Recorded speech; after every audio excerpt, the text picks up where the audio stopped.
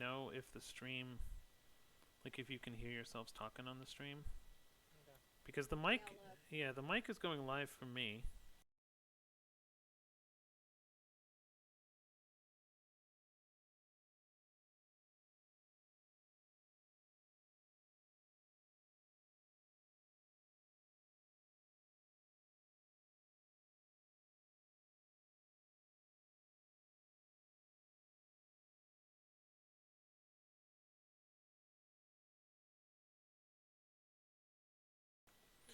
Yeah, to signify that you're talking. Oh, no worries.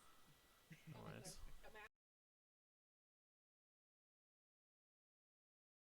Except for the DM. Okay, you're not hearing the music either, right? Nope. Okay, so that's what I thought. So let me see.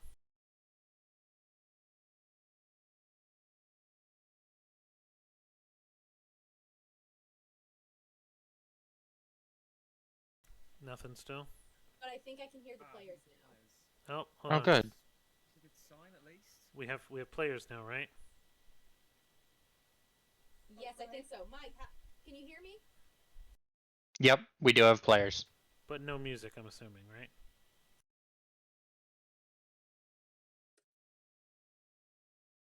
Cedars, Cam, and Gale are very quiet.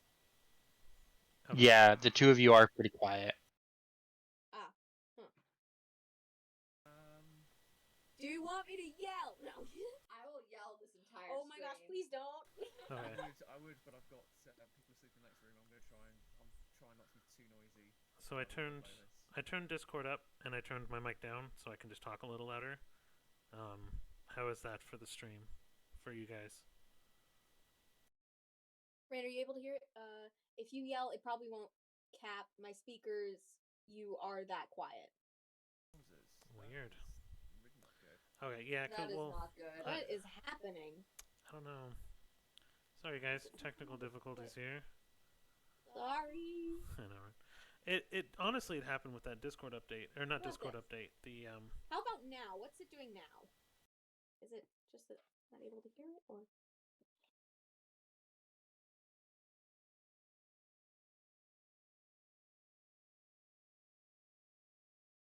Was that the bloody door? I don't know.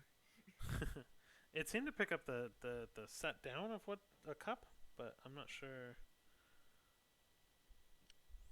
It looked like it had the mute thing on the stream preview, but I clicked it and I don't know if that changed anything. Did that change anything, Mike? Rain, did it change anything? Are you on the? Rain's muted right now. Mike, if you can hear us, give us a sign. And then, Dimron, you're watching stream right now, right? Yep. Are you able to hear anything? That's what I'm checking. I can hear Dimron very well. Cedar quietly. Kidis almost nothing because distance from the mic, and almost nothing from Gale. Scoot up a little closer. Wait, what? Because of your distance from the mic, It's it's hard to hear you. Dang. And I'm loud. I can attest. I'm playing.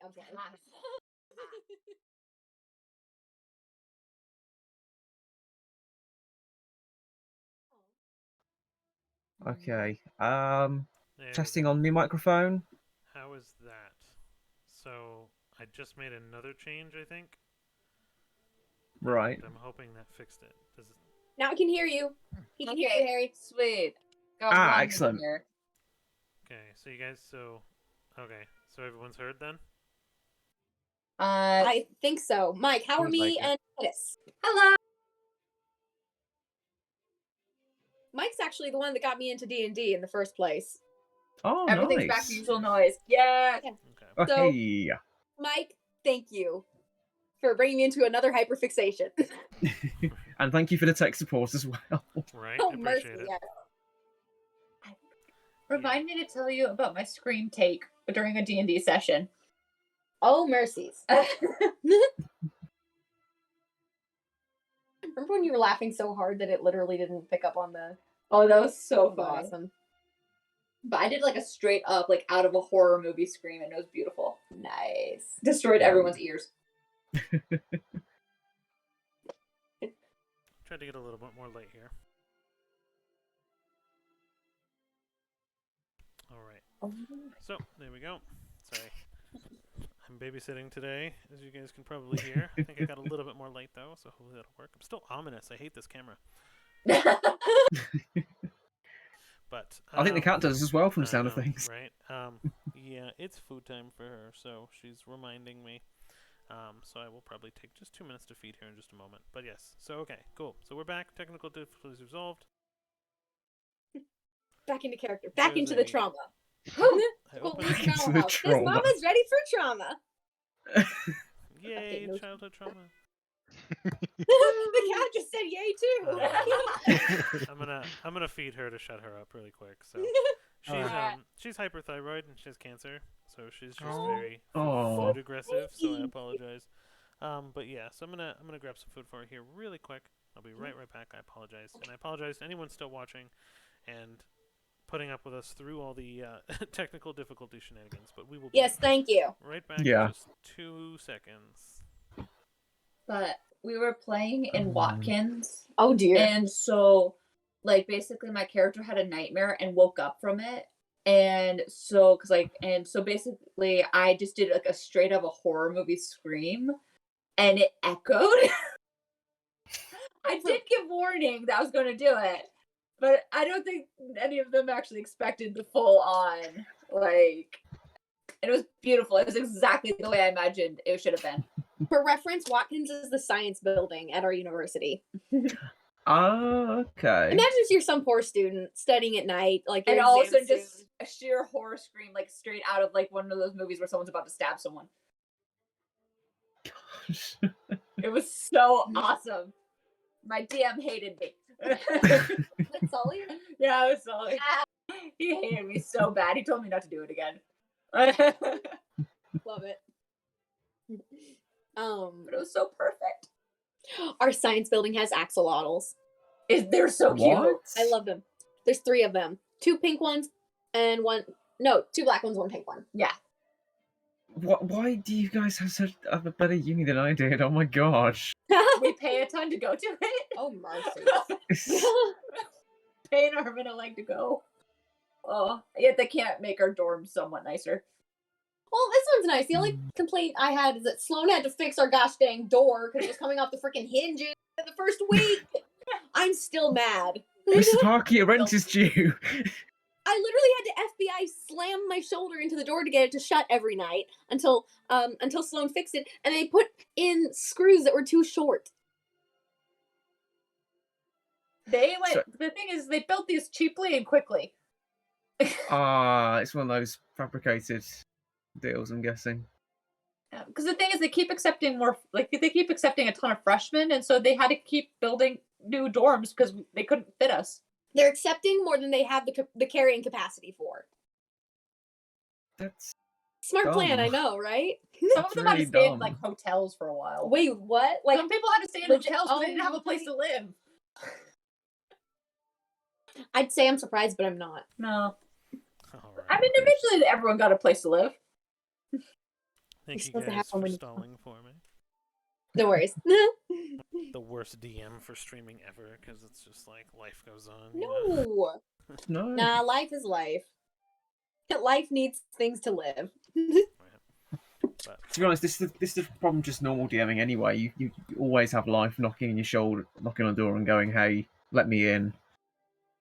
So the fact that we're still able to do it, even with all the technical difficulties and all the scheduling conflicts, yeah, no, I just found out yesterday too that the stage manager for Endless Productions is not going to be here for this year's fair. Oh. So I used to set up 1/3 of the camp, but now that he's leaving, I'm literally going to be in charge of the entire camp from a Oh, production whoa. standpoint. Yeah, I'm like, Mercy. I'm getting pulled in like 1,000 directions, and all I want to do is play D&D and with my 3D printer. Oh. Sorry, man. No, it's all good. the it's all struggle good. is real. I know, it's fun. It's just because you mentioned life goes on and life happens. I'm like, yep. But it's cool though. I mean, it's all, you know what I mean. It's for enjoyment of others, and that's what I'm all about. So, anyways, circling back.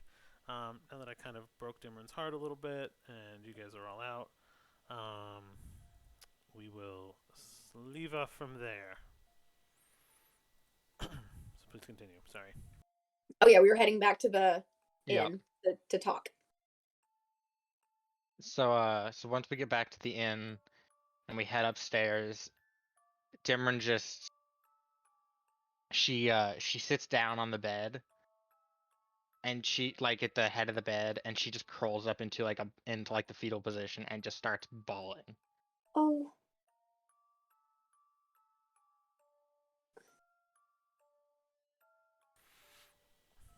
Did anyone console her? Yeah, Cedar goes for it. She at first she doesn't know whether to do something or not, but her impulse to help wins out. Kid is too nervous that Dimron's just also gonna deck her. Child goes flying across the room. Oh my Dimron god. took an accident or like twice. Like I'm not going anywhere near that. There's emotions happening. There's emotions happening. I nearly get hurt. Well, look, Oh my god. feelings. I'm just imagining Dimron really upset, and all of a sudden just gets a hand axe out and just yells "yeet" and throws it into the wall. When you're feeling And it just sad, goes back to yeet. Yeet an axe at the child. a wise person once said, "Eat." Oh man. Hey, I'm sorry. I could tell that was really hard for you. She's still just breaking down. Peter just kind of sits there like it's gonna be okay. And then once she calms down like a little bit, she goes, you don't get it. Okay, help me understand. I shattered his leg.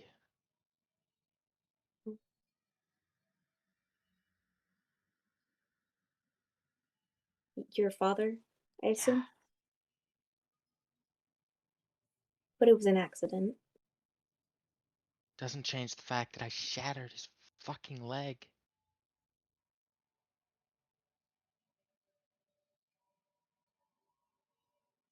And they're right. I shatter his leg and I walk out? Who the fuck am I?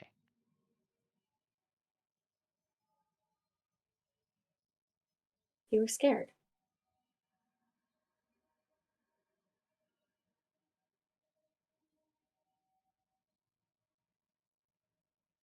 I'm not sure what to tell you to help you feel better, but we're all here for you.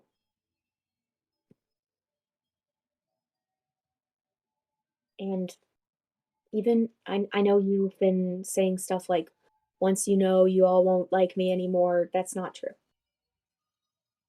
We know now, and we are still here for you. And it does not change our opinion of you. I think I speak for all of us. Definitely. But why? I mean, I drove a great axe into your chest. I threw an axe at you when we first fucking met. Not the worst thing to have happened to me. Who knows what I'm gonna do to you? Let's think. You made me armor and a rapier. For someone you've known for only a couple weeks. Or the time is screwy. Right? Look, I don't know that much about what's going on with you and your family. And I'm not going to pry too deeply if you don't want me to. But the fact that you've made these errors, the fact you've made these mistakes, and you regret them, well, that shows that deep down you're just the same as us. That's why we're still together. It's why we haven't walked away from you. It's because you feel guilt. Remember that time when you hurt me? And all you could do was call yourself a monster. Mm-hmm. That's how I knew that you weren't a monster. It's easy to look out at the world, see all the creatures crawling around and calling them monsters, but to me, the true monsters are the people that do horrible things and they don't regret it at all. They just pick themselves up and carry on without so much as a shed tear or care for the fallen. But you're more than that. You do care. I mean, when you hurt me, you immediately to fix my armor. That's how I know that we're not going to give up on it. And sure, you've made mistakes. And they may have hurt people, but at the end of the day, a lot of people make mistakes. I guess all I'm trying to say is we're with you no matter what. And it's going to take a lot more than that to push us away. And on the grand scale of things, there are much worse mistakes to make. I promise you that. Maybe. Maybe. And she just kind of calls Cedar over, get Dead Legs Gale, and pulls them both into a hug.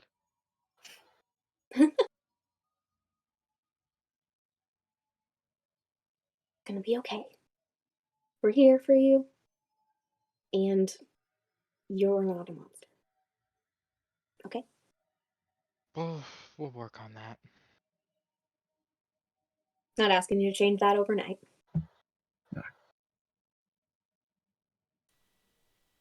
No.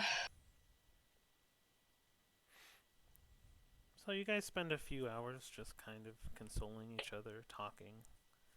Everyone just kind of relaxing and kicking back and reminiscing over the travels of the last few hours. Kittis goes and takes a bath. Eventually, once everything calms down. She's like, peace. Like, You guys got this. Literally, my first question is, what is Kittis actually doing? is anyone watching the small child? The small child like, was no. like, okay, Need that as a t-shirt. everything's good here. And then she Hey, just where's goes Kittis? up to her room and takes a bath. Does the teleporting transparent thing just phase through Exactly. like the meme, Homer the- going through going through a maze. So Hey, where's Kittis? Well, the thing is, like, I don't know if she had told anyone. Like, once she saw everything was fine, she really did just dip out and just was like, "Funny." So she went to go take a bath. So everyone in the area, you guys kind of share a room. Share a line of rooms, probably 301 through 305, let's say. And almost simultaneously, you guys get a knock on the door, and it's a waiter and Kittis she has a waitress, and they're basically just asking for a dinner call. We serve dinner at 6 p.m. One meal is included with the room. Would you guys like to use your dinner token for today's stay? Yes, please. Perfect. Yes, please. Thank you. Sure. Sure, why not? Perfect. We will be back up within about 30 minutes to feed you all, if you are still here. If not, we'll leave it at a plate by your door. And is it sunset yet? It's getting there, yeah. So Okay. it's the days are longer in summer. They do dinner around 6, and then sunset will probably be closer to 8. So once you wrap up dinner and things like that, the sun will probably be beginning to set, yes. Okay. So Kittis is still just stays in her room because she's like basically so like enjoying this bath for as long as possible with her expensive soaps. That she stole. She straight up just didn't steal. She took her from the hotel. The place didn't exist in the first place. It was imaginary. Oh, you stole them. No one was there. The Fae Queen was there. Several Queen goblins were there. The Fae Queen was in the middle of a room that was completely separate from the rest of it. It was inside the tower. It was through a magic mirror. How do we know that the Fae Queen didn't just ditch her fancy place for this green place? If you go inside the TARDIS and take something from an offset room, you're still taking something that belongs to the Doctor. But anyway, so she's like, admit you're a thief, child. She does not admit. She does not believe she's a thief. like how Cedar argues with with canon logic. But in any case, though, she's basically spending her as much time in the bath as someone would have to come and get her if you want her to leave this. Yep. The food plate is left at your door. Let's put it that way. You see a bunch of carts come by with food from the kitchen. It is a very bountiful meal for a dinner. And there's a lot of spring vegetables, there's root vegetables, there's hard rock candies that are kind of garnishing the plate as well. There's a pasta, and almost every plate also has some form of cut of meat as well. So, like I said, it's a very large plate, and you get a sense that it's probably there because the festival and the celebration is kind of all. Actually, I want to go to the library since there's still some hours left in the day. Sure. Since you fly, you could probably make it Take a over straight pretty shot. quickly. Yeah. So it's kind of just kind of across the water. So much fun being able to fly. Since you can fly, I like that. What? What? Since, I'm just saying, since you can fly. Yes. when you look towards the south, you'll see actually the water line has almost receded back to almost where the tavern is. So you can actually see the water line has kind of receded. I'll just kind of point it out here. Basically, to this line here, the water line is there, and as it's there, it's the entire center area is filled with tents and pop-up stalls, and you can actually see the Wicker Man standing right in the center of a big empty space there. But then you'll continue, if you look straight, you'll fly basically right towards the library that is on the cliff's ends. And you go in unhindered. Awesome. I want to look up any books they have about the Fae.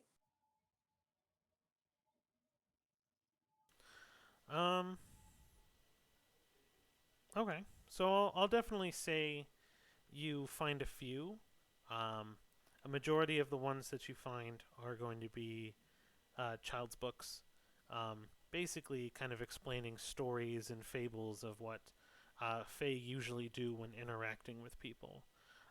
But there are a few that you find in like not a restricted section, but a section that doesn't get touched too much, like the old wizard section, like the old guy section that someone probably wrote this book years ago and no one really thought to read it. You know what I mean? But you find a couple there on Fae. Were you looking for something in particular? Just as much information as I can, especially bonding with a Fae. Okay. So let's see. Roll a history check for me. So let's see. Okay, let me find my history mod real quick. Where would that be? Yeah, it's history. Oh, there it is. I couldn't find it. I was like, I know history is a stat. I know that exists. It does. I'm not crazy. Oh, that's a 9. It's like the least rolled stat ever, by the way. History? Huh. Yeah, very few people working in the games, at least in my experience. Then can I get another roll? Since I'm being such a thorough player. Let's say you found 2 books, and let's see what you find in the second one.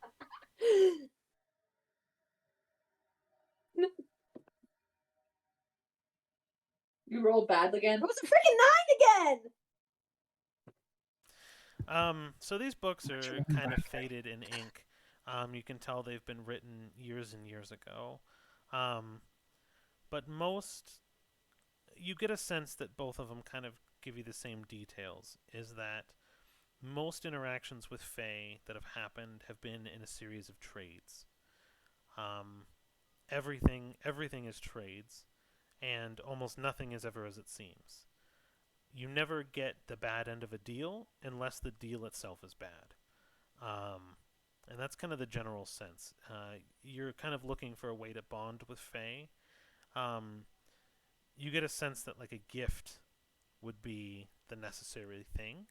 But the gift is nondescript. It doesn't specify, hey, you have to pull an item from the ground and give it to them. It could be time. It could be prayer.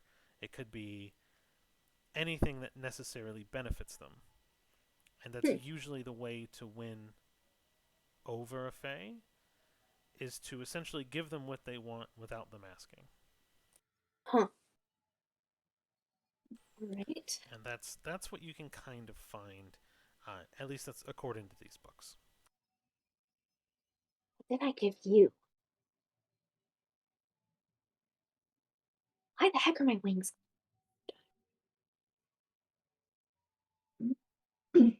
I spend some more time in the library just because I find it relaxes me. The smell of old books is kind of filtering its way into your feathers, even only spending a few hours there. You do notice, though, after a few hours, the sun will begin to set. And if you wanted to accompany Dimran again, per her request, you would probably want to head out soon. Yeah.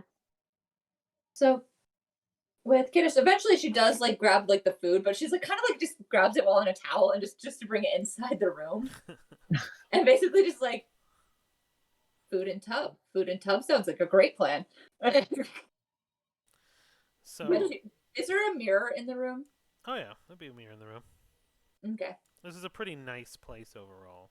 There's mirrors, there's accommodations, there's small baths, there's fresh towels, a robe, you know what I mean, slippers. Mm-hmm. So Kiddish is trying to look at her, like, so I'm also trying to look at her tattoo. Like, Like craning the neck. Just like. but It's still there. yeah. She's just like, It's a tattoo. is this where you went?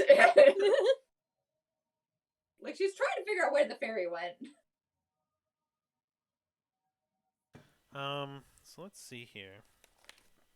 Roll a perception check.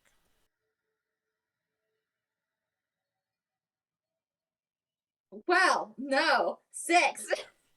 You don't see anything. Your tattoo is there. It's shining black, and it's the same as it ever was. Not doing well with perception checks.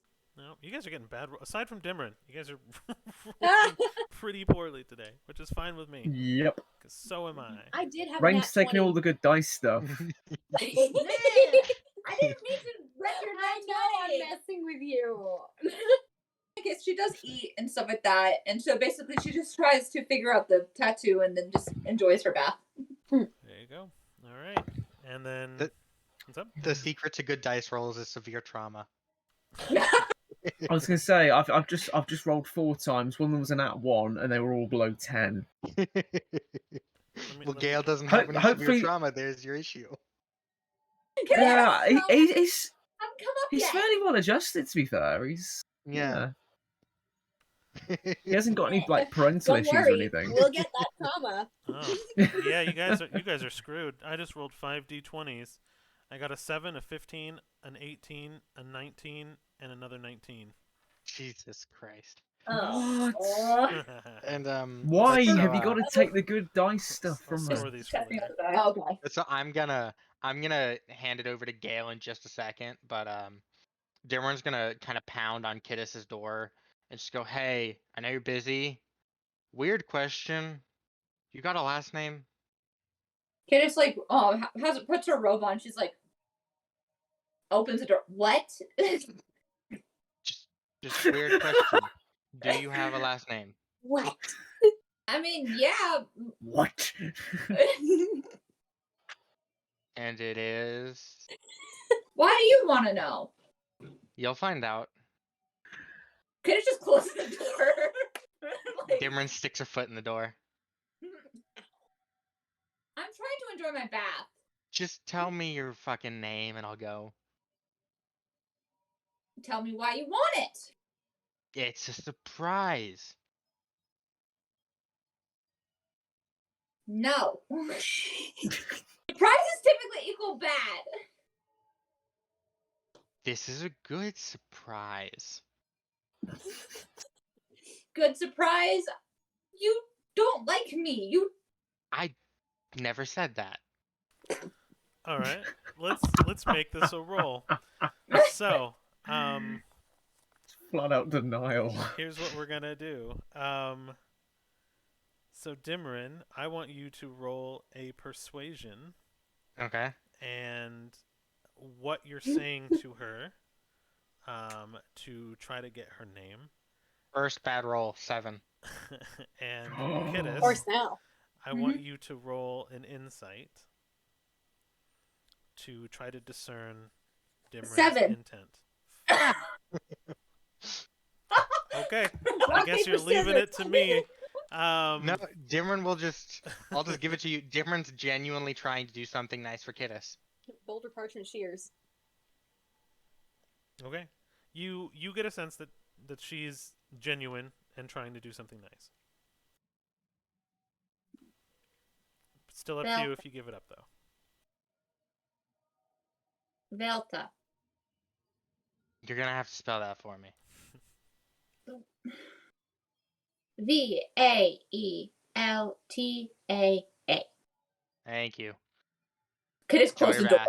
And she walks off. And Goes back to her bath. Like, she takes some of her spare leather and heads down to the forge until sunset. Okay. you do realize that kiddos can't wear armor, right? Yep. Okay. You spend a couple hours there. You'll notice a couple of other craftsmen there with you, mostly keeping to themselves, grabbing tools from the shared pile of tools on the wall. Most of them just kind of fixing and patching their own armors and leathers. And one guy comes in with like a messed up shoe and starts gluing it. And so, for the most part, just it's a common use area. So you have people coming and going. But the sun begins to set. And you know it's about time. All right. So Dimron's gonna head back up to Kittis, bang on the door again. Kiddos like What's your Kiddos middle is now name? dressed. Like her hair's still soaked, but like she finally did get dressed. And she like opens the door. What? And Dimron just walks in and goes, "Can I see your spell book?" Why? She like closes the door slowly. And she pulls out of her bag. It's this leather casing for her spell book with this emblem on the front that it's the letters KV with like a rotting skeletal hand behind it just giving the finger. I love it. Kiddos like Awesome. walks over to her bag and pulls out her spell book. You're rather weird, you know that? Yes, I show my love through gifts. So she More hands over the spell book. handcrafted gifts. I'm not much of a talker. I don't do the sappy bullshit unless I'm breaking down. But I give gifts. Well, thank you. And she'll go, I couldn't figure out how to dye it. But if you ever do, you might want to make it pink because right now it's just brown. I'll keep that in mind. And she'll fasten it on her book and go, I figured, I was sitting there since I met you thinking, what the hell can I make for a wizard? You can't wear armor. You don't really use weapons. What can I make for a wizard? Then I figured you hate it when shit gets dirty and messed up. So what better thing to make someone like you than something to protect the source of your power? Yeah, it's really hard to be fighting and not get it dirty. She like hugs the book. And Dimmer will just go, I hope you know I never did hate you. I never have hated you. If I did, I wouldn't have said drinking was fun, because drinking is fun, and I think you'll enjoy it someday. I think I'll be pretty good at it. I think you will too. And, further down the line, if we go our separate ways, come find me when you're legal when you can legally drink, and I'll teach you how to do it right. Okay. And Dimmer will just give her a pat on the shoulder and walk out of her room.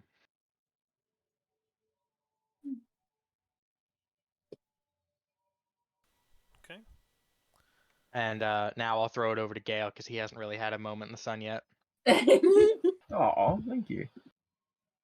I think he's going to spend the time that he's got on his own. He's going to try to figure out how to start hovering with the wings as a bit of a surprise for Cedar a bit further down the line. So he's going to sort of undo like the top part of his robes, and he's going to sort of stand in the middle of the room. And he's just going to try and concentrate for a moment, just on the wings on his back. Slow his breathing and just try and think of different ways to maybe try and activate his wings almost. Okay. So here's what I'll do for you then. Just we'll leave it to fate. 'Cause Oh dear. rolls have been fun Oh. today. Give me an Only a acrobatics concussion. check with advantage. So an acrobatics with advantage. Let's see Okay. how well you do with your own body. Alright. So I've got +1 to acrobatics. 11. Okay. Just wanted to mostly make sure you didn't fail. What would have happened if he failed? Would he have Fall on just my like gone like face. bang on the ceiling? Probably, yeah. Rockets into the ceiling. So Too fast, too fast. you kind of get a sense that like, you unfurl your wings like fully, and you notice that as you're kind of focusing on them, as you're kind of just, I want to figure out how to use them and how to deal with them, they actually grow a couple of inches. Where they were What? just kind of past your arms before, they now kind of go out about a foot. What was that? 20 centimeters. Out further than they were before, and that's just in the time that you were focusing on them. And as you kind of do, you feel the muscles in your back actually begin to like pull and contrast and shake and shiver. And as you kind of do, almost as if they were a part of you, the muscles in your chest actually tighten up and grow as well, your pectorals. And as you do that, the wings begin to steadily flap and then flutter and then speed up enough that you can actually kind of lift off the ground. With one foot, you give a little bit of a hop, and then you can go a little bit further of a hop, and a little further of a hop, until after about an hour of just focusing on these wings, they are able to take you around the room with almost effortless ease, as they were basically there since you were born, it feels like almost. And when you finally come down to the ground, you notice tons of glitter on the ground. Just basically all over the bed sheets, all over basically everything. It seems like the more you flap them, the more of it kind of fell down. And you touch the ground, and as you do, it almost makes a cloud around you going outward. But you almost feel at ease. But in that moment of just ease, a splitting pain, like a migraine, centers its focus around your right eyeball, and it just sticks in your mind before it subsides a few moments later. Oh, great. That's going to be a thing again. Okay, I'm going to try and get some sort of equilibrium between you two. I think you should be aligned somehow. Neither of you want the world to burn, so why are you fighting each other?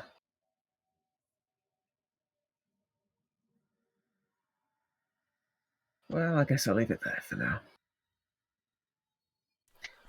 And I'm going to go and try and find a broom to try and get rid of some of this glitter.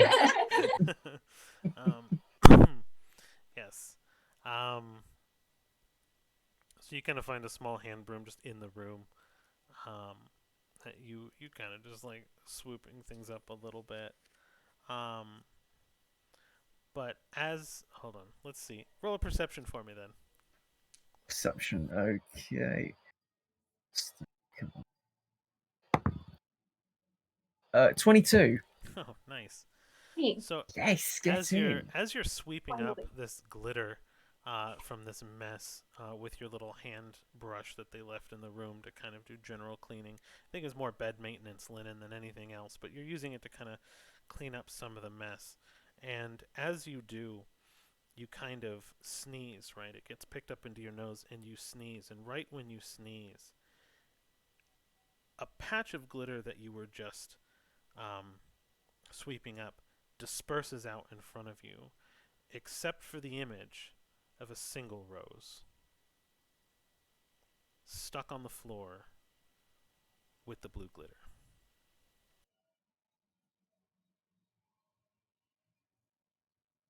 Yeah, I know you're still watching over me, but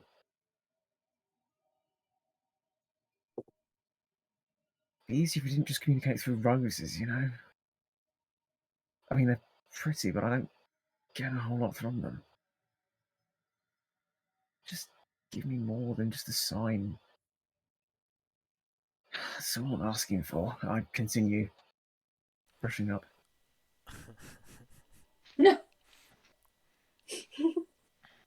And that's you speaking directly to your deity? Oh, yeah. Okay. Roll for me. Oh, no, I've just remembered. You walked into that. Yes, I did. Let's see. The Let's- wings fall off. No, let's They roll. fly away. Let's roll a performance. Go ahead and roll a performance for me. Performance. Okay. Yep. The act of doing a prayer. 5.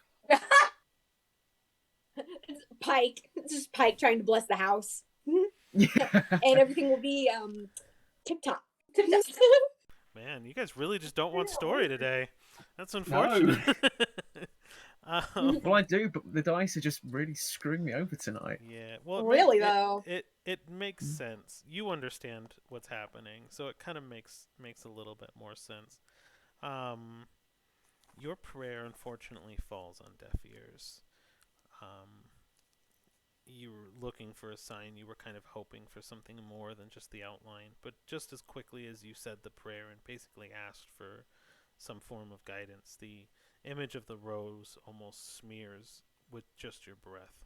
The soft glitter disperses back into a big pile that you're able to just sweep up. Okay. Right. Okay. Great.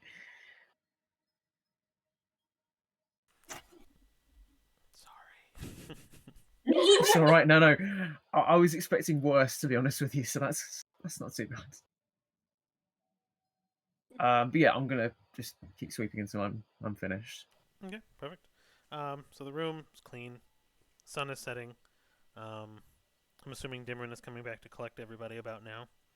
Oh, she's not going to collect anybody. She's just going down to meet her brother and sister. Perfect. Okay. So we will cut back to Dimron for a few. So yes, Dimron, you are walking down, and just as you enter the room, you know who you're looking for, and you see two shorter figures hunched over the actual bar. They're kind of sitting on the actual bar row, playing cards on the green table together, the two of them. Dimron's gonna walk up and just kind of very meekly say, maybe you could deal in a third. Yep. And he's 2 gold. Done. And you see your sister and your brother both toss 2 gold on the table, and your brother starts dealing out cards. And Dimron will throw out 2 gold.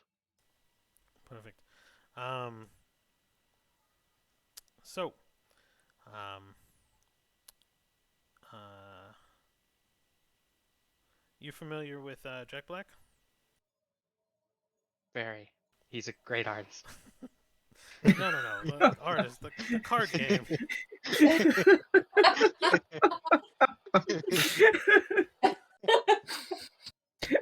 Yes, I am. Perfect. Damn it. I S- had to. It was right there. Yeah, it was good. Oh Um, man. we play. Winning hand takes the shot and the pool and buys the round. All right. All right. And yeah, okay. Okay. So this is how it's gonna work. You're gonna roll a d10, or Okay. excuse me, a d. You're gonna roll two d10s. And then face value of those d10s is gonna be your card values. Love it. Okay.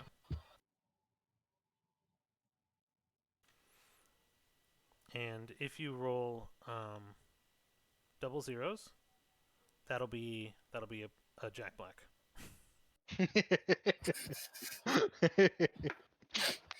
That'll be a School of Rock. Yep. They do have schools Alright. here. All right. So what'd you get for your first two? Let's find out. I haven't rolled yet. So the first one's a 4. On 7, 7, 7, 7, 7, 7, 7. 37. 6. Son of a bitch. Okay. I can work with that. Yep, you can. So you see both your brother and sister not deal cards. He motions to your sister first, and she waves off, and he's like, "I don't want to hit." How about you? You need another card? Dimmer knocks on the table. Perfect. So your brother flicks a card right at you. Go ahead and roll a d10. It falls off screen. 8. So you were at 13? I was at 10. Okay. You were at 10. You rolled an 8, so you're at 18. Mhm. So like, all right. So you good, or you need another card? And she'll kind of flick her hand to the side to signify that she's sticking. All right. And your sister kind of smiles and she flips and she's got a 19. Your brother flips at an 18, and they look at you. What you got? I flip. And you're sitting at 18. Yep. So your sister pulls the gold, puts the gold down on the table for the barkeep, and she taps twice, and he kind of runs by and like quickly pours a shot into all 3 shot glasses. And she says, "Since I won this one, all 3 of us take." And she'll shoot. Your brother shoots. I shoot. All right. And so you have your first shot down, and everything's chill. Hmm. So between hands, how about this? So we can break this up a little bit so it doesn't get too crazy. Yeah. Why don't we have a question between hands?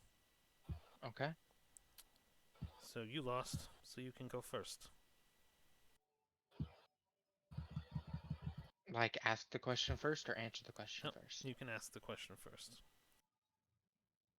And she'll look directly at Gal and go, what made you forgive me?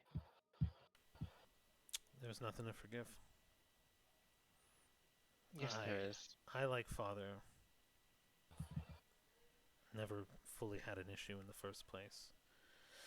It wasn't my place to control the families. He was the head of family, but I saw his point of view early on, and yes, of course, the initial incident was unnerving and upsetting and kind of rocked the family. It's an old wound that's healed over. I forgave you the day you walked out and hoped you'd come back. And he clears his throat, and the bartender comes by and pours 3 more shots, and he throws 2 more gold on the table. Throw 2 more gold, and just to stop this from being horribly monotonous, as the horribly monotonous for the rest of the party, because I know how fucking boring it is just to sit around and watch other people do stuff.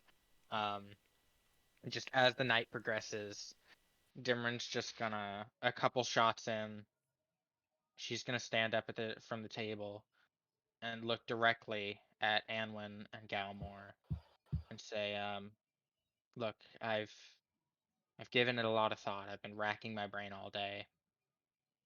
And she's gonna unfasten the leather strap around her chest, and she'll set her great axe down on the table. She just says, I'm done. I'm coming home.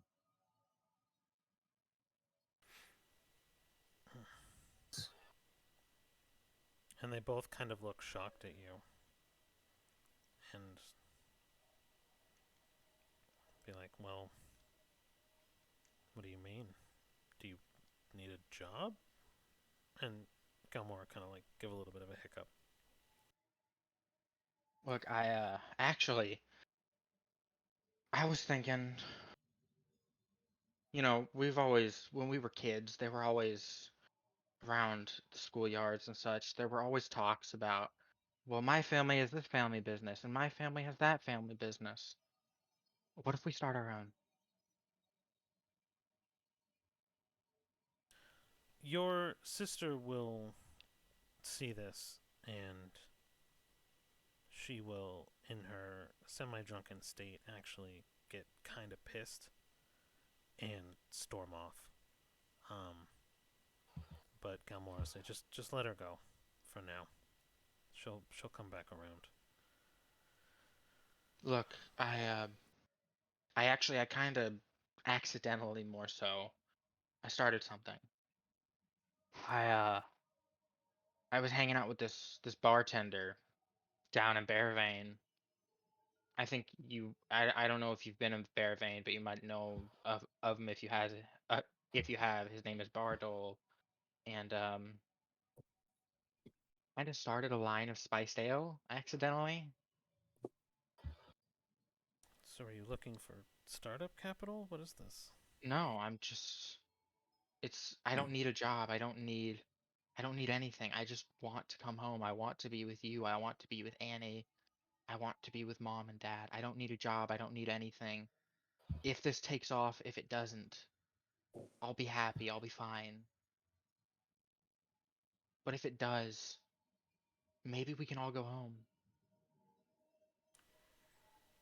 And he'll kind of let out just a large sigh and go, I understand what you want. But like with everything else, it's always what you want, isn't it? It's always about you and your feelings. No, that's not how it's supposed to be. I thought that y'all might want us back together too. You know, there's a time, and there has always been a time that, yes, me, Annie, mom, dad, of course.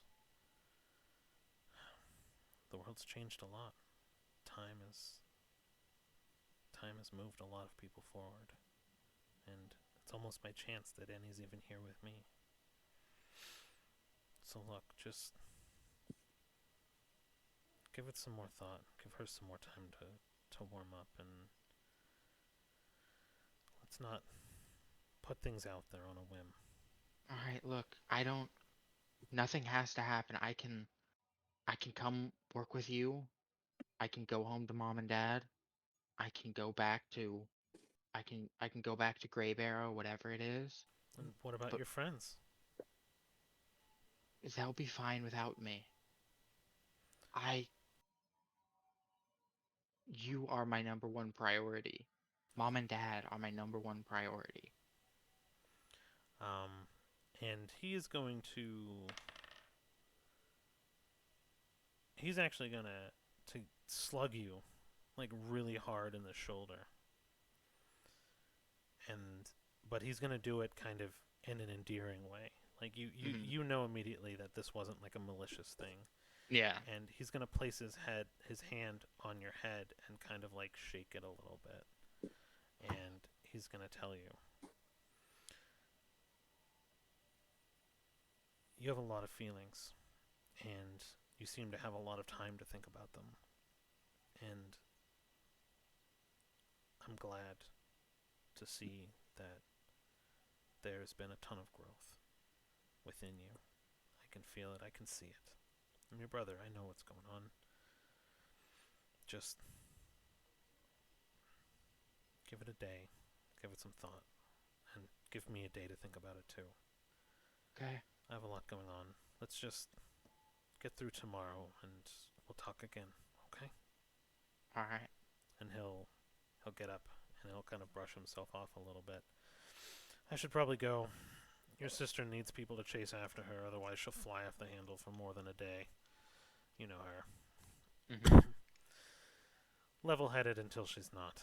So it probably runs in the family, huh? And he'll joke around with you and slug your shoulder again. She's gonna chuckle at that and go, if I slug you back, something's gonna break. Yeah, I don't need a sling in my ensemble for tomorrow. and he'll till next time, and he'll excuse himself. And she'll order one more shot for herself, shoot it back, and head upstairs. All right. The bartender pours it. Sees that that your sister had left kind of abruptly, and he'll pour one for her, set it in front of you, and go, I think this one's need to be taken regardless. And the bartender will walk away. Okay. You take them both? Yeah. Okay. So you take them both. And you are able to set both down. Love it. So you can retire for the evening if you wish, and we can bounce around, see what everyone else is doing. Sounds great. Perfect. So the night passes. Dimron down in the bar, obviously talking to a powwow. And are you guys doing anything in particular?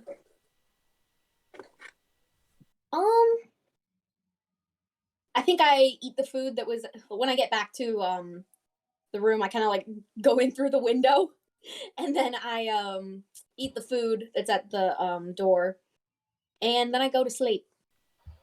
Perfect. You are out cold. Nice. You have normal dreams for the first time in a while. They don't feel weighted. You don't feel extremely rested or unrested. You feel normal when you wake up in the morning, and that is almost unnerving in itself because you realize that Philo has been in some way, shape, or form forming your dreams or your sleep or being with you in that moment, and you just get a small tinkle of loneliness when you wake up in the morning, knowing that he wasn't there. Gail, Gail and Kiddos, what are you two doing? I think Gail's going to very similarly have his dinner. Just sort of, do some very simple sort of basic care, look after himself. If you push-ups maybe.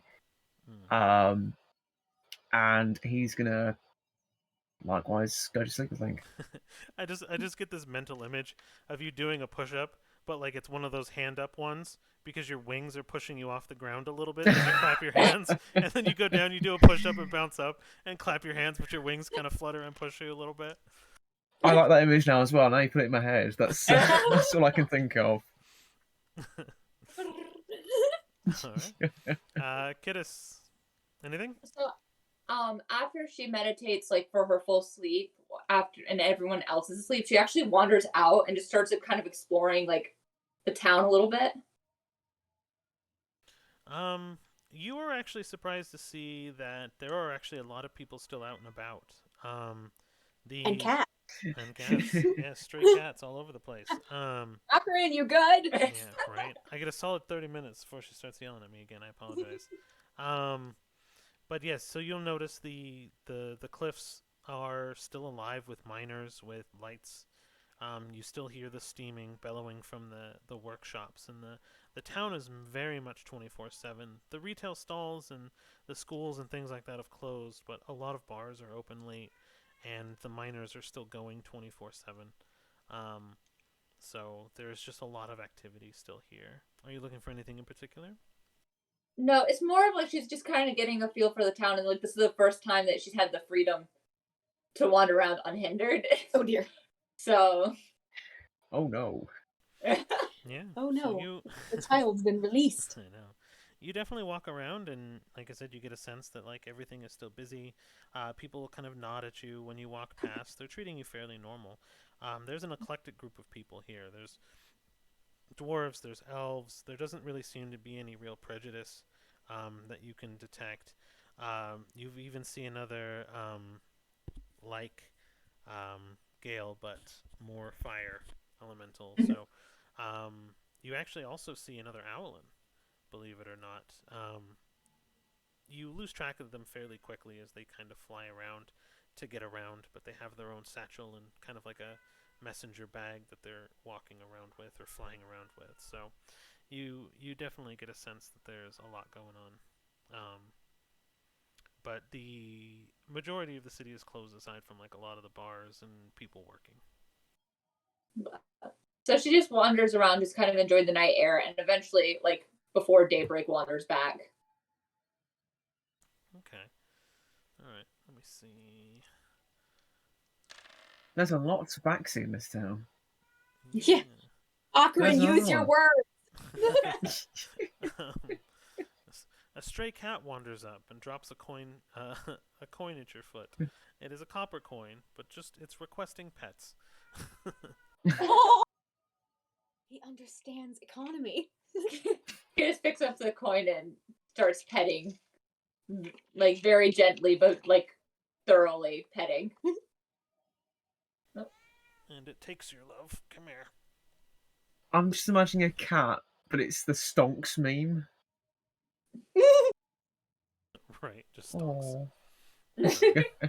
She'll need a minute. So, No.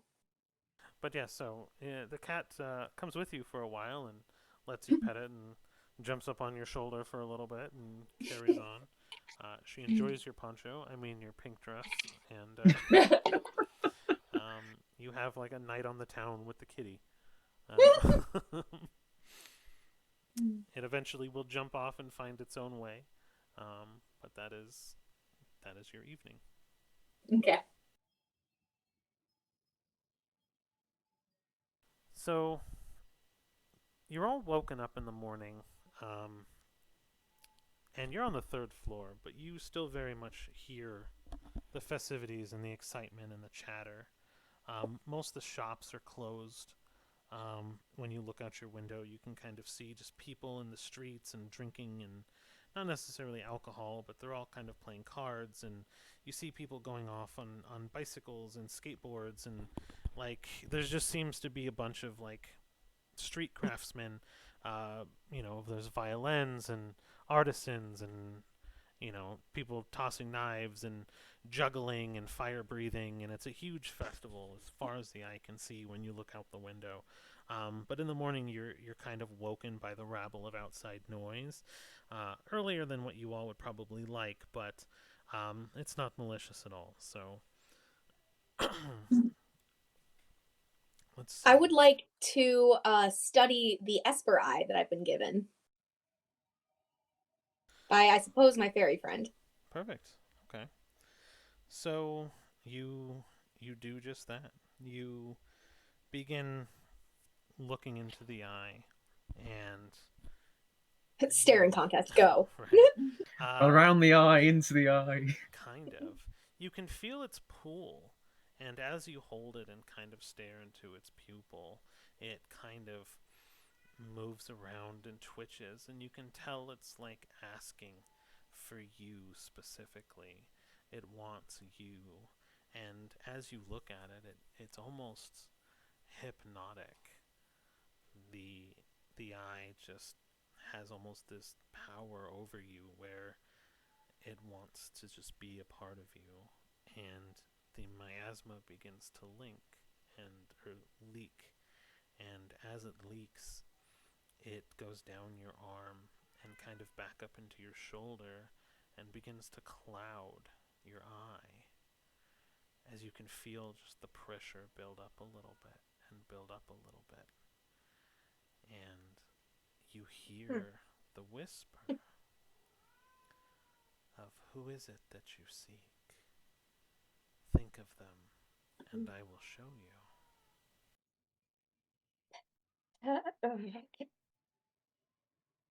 Ellie? No, I can't do that. I can't do that. Freaking coward. My Tallis, please. Ask and you will receive. And you hear this whisper as the eye begins the attunement. It latches onto your face.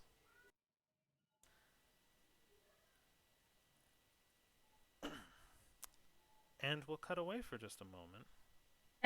Right? We'll cut Damn away. it. Did you audibly scream? Because I think the mic might have muted. Oh, that was frick! I did. I think noise Oh, cancellation caught you. I can scream again when it cuts back to me. Dang, I freaking prepped for that. I know, it's good. I feel bad because it cut out. I was like, no. I'll do it something else when it cuts back. Okay, so Tone it down like that. everyone hears the scream and instantly recognizes it as Cedar. You know where her room is. You hear an audible scream, the squawk of pain, and you can tell it's genuine, like almost like real pain. She took a shot from the rot and didn't even let a squeal out this loud, and all of you guys hear it. What do you do? Kid just I grabs her immediately grab spell my book mace and I and run. Cameron's gonna run up to the door and she doesn't knock or anything. She just kicks the door in. Oh my gosh. So Mister, help me.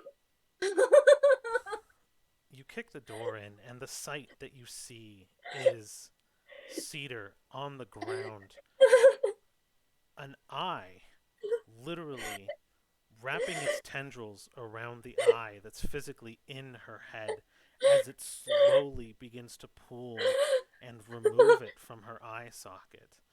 And it rips it out across the room. It throws it. You hear her eye bounce off the wall with a loud thunk. As this eye twists back around and its tendrils and veins begin to seat itself inside her skull, you hear a blood-curdling yell of pain as she falls into a trance-like state, being partially aware of what's going on. I'm immediately going to rush over, and not knowing what to do, I'm immediately just going to try and cast Cure Wounds. I know it's not going to do anything, but that's what Gail's going to think about in the moment. And he's panicking as he does so. So you cast Cure Wounds, but something interesting happens. It's almost like there's no wound to heal. That her health pool doesn't kind of go anywhere. You usually get a completed feeling, but you almost feel like the wound, the healing actually is blocked for a moment as she's covering her eye, kind of staring at you, her yellow eye still looking at you almost as if it's asking for help. Cedar, what's happening, Cedar? Do I take in any of that? So you in this state will be half aware. So you can technically answer, and keep in mind you're in an excruciating amount of pain. Mm-hmm. You can answer, and you're half aware. Just keep in mind you have disadvantage on perception checks, but you are able to perceive. Gotcha. But there is now also something going on that you're able to see clear as day. So you are in two places right now visually. It hurts. Kidis takes out like the feel good potion. This is supposed to be anesthetic. No. Don't want to make it worse. Why am I not seeing anything? With the Tell other us what one. happened. No, I can see through this. I was looking at it. I was trying to study it and see what it would do, and it took root. Um, I'm afraid to move my hand. So, what's going on inside your eye right now that you can see? Your Esper eye is showing you the image of a woman, a headmistress, if you will, sitting in her room. She has 2 students being disciplined. She's reprimanding them for pranks, writing graffitis on the walls. You can hear her and see her visibly smacking a ruler against a desk to try to frighten the children. You recognize the classmates as well. It's almost as if you're hovering above the room looking down. And you can see this, and she pauses for a moment because the blue orb that was in her desk that you guys have seen before, that's responded to magic, begins to glow. And she looks at it, and then she looks back at the students, and she goes, one last time, for both of you. I know there's war, I know there's turmoil, and I know there's bad, but there's also good, and that's no reason to act out. If I catch you in my office again, both of you are expelled. And she'll pound her hand against the desk and cast them out. But then almost she'll look directly into the orb. Looking around, she's trying to scry for what is making the orb glow. And she looks up directly at the viewpoint that you have down at her and goes, "Who is this? Who are you?" Hello? And in that moment, the pain in your eye stops. You can let out a breath as both of your vision now focuses back into the room that you're in. Your friends staring back down at you. Kiddis there trying to force drugs down your throat. Gale No, trying to heal you. And Dimron just standing there in awe really of what to do. Do they see the miasma coming out Yes. And from behind my hand? as you kind of start gaining your senses fully back to where you are, the miasma then begins to kind of fade, but you'll see a purplish pink miasma as she's talking to you guys, kind of rejecting anything that you're trying to do. It's basically perforating her fingers and kind of penetrating and just leaking out of that eye. But it will slowly start to fade. What's happening? I think What I is can this? see people that are not here right now. I'm going to move my hand. And I'm not going to like it when I do. It's okay. Okay, I can deal with this. It's alright. We've got you, see. We've got you. I think, is it different? Is something different? You should I mean, get a little closer.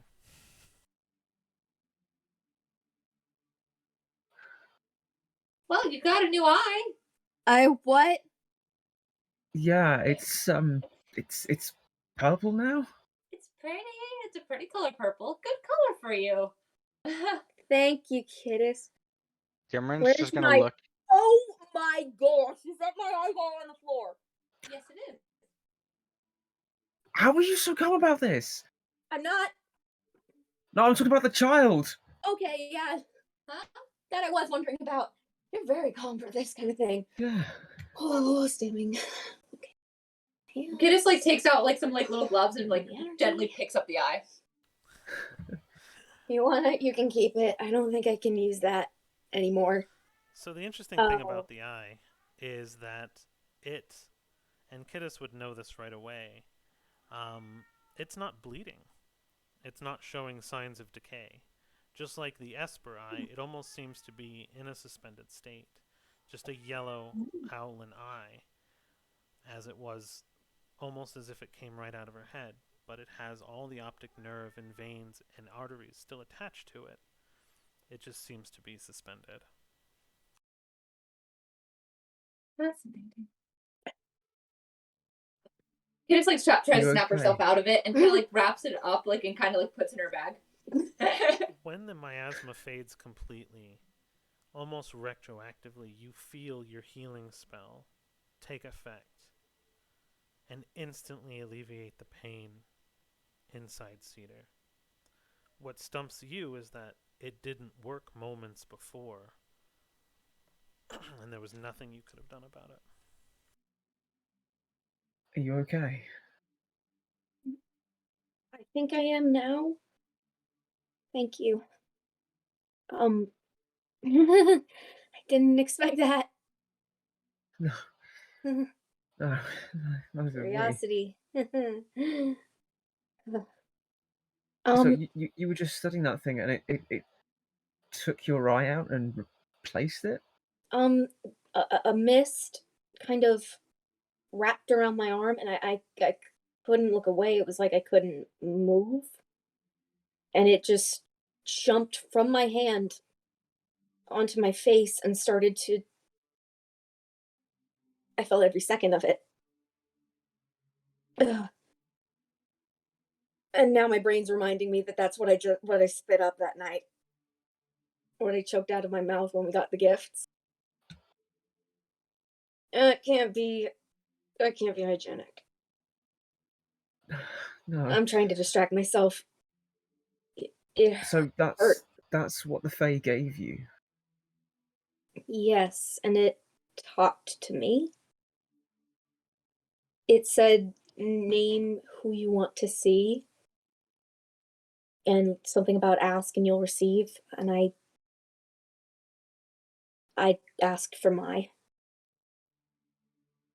And what happened next? I saw her in her office.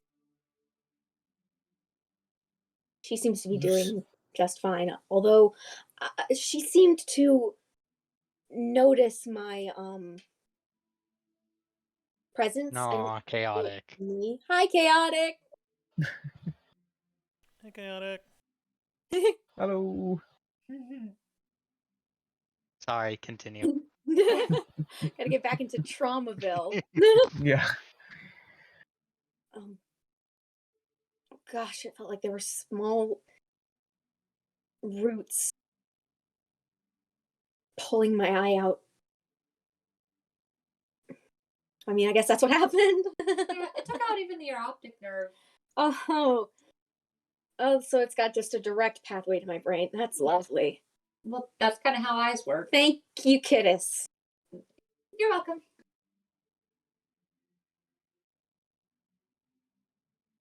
I don't know what to make of this. I really don't.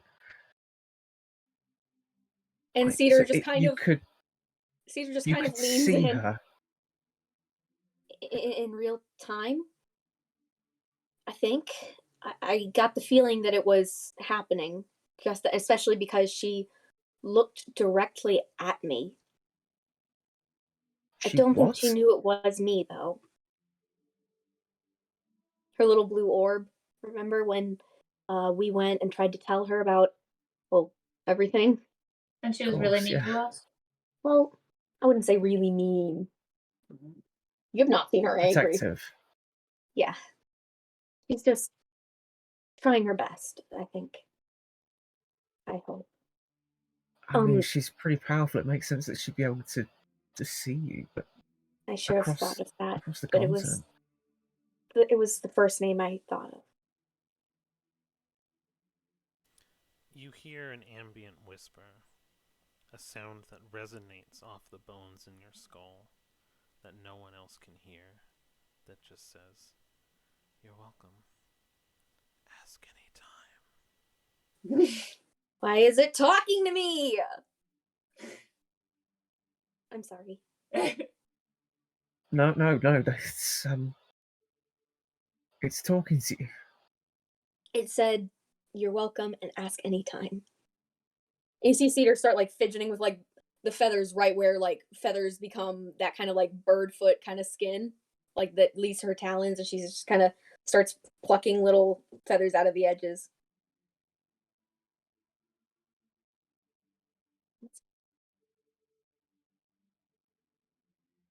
I'm sorry. Did I wake you all up?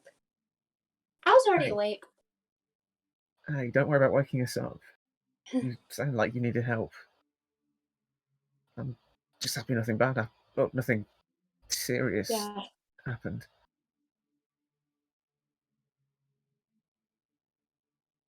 I'm okay. I'm good. You sure? Guess I've heterochromia now. Means 2 different colored eyes. Very fun. That's, I always thought it looked cool, but normally you get it genetically. yeah.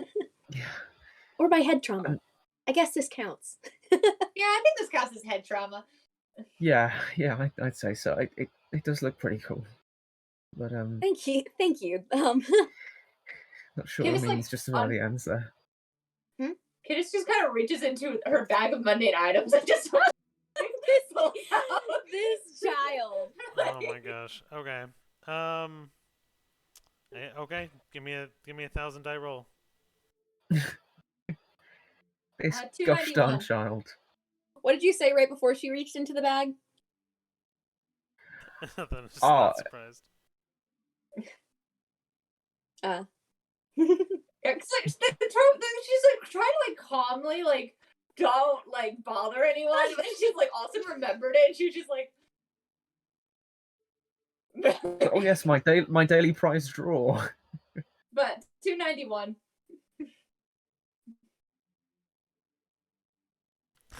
I don't want to give this to you. I'm so excited. You know what it is. It's another just for I. No. Okay, so I don't know why I put this in here. So it's the lost soul of a hero long gone. It does nothing except for look pretty and follow you around. Oh, God. So now, Maniac. now you have a whirring ball that makes noise randomly that floats and follows you. You're just freaking Superboy, aren't you? I'm The Young s- Justice. The soul of a hero, which is a pale blue flame, that just kind of flickers now and again, and that will follow you around at ground level.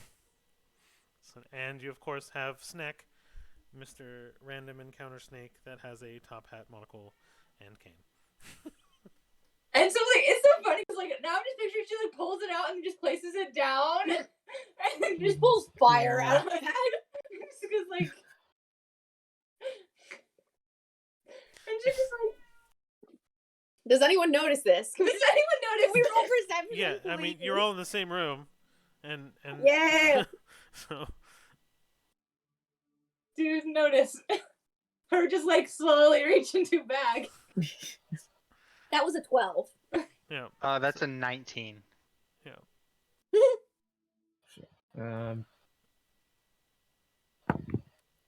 Dirty 20. Nice. So were you trying to be Now stealthy I about roll this? good. I was just trying to be like she was, but not like a I'm gonna be sneaky way, but because like she recognized there are other things going on. Read the So, situation. Yeah, roll Does it sleight of anyway. hand for me then. Since you're doing a room read, trying to be like inconspicuous about it. Let's see what happens. Well, she gets a 9, so Oh yeah, you all stare right at her as she's like starts to ruffle the bag. She thinks she's being sneaky, but she pulls out this blue flame, and like the light it gives off kind of flickers and makes the room a little bit brighter as you all slowly tilt your head towards her. Like, what are you doing? I'm Cameron gonna just looks name at him her. I'm Sorry. gonna name him Atlas.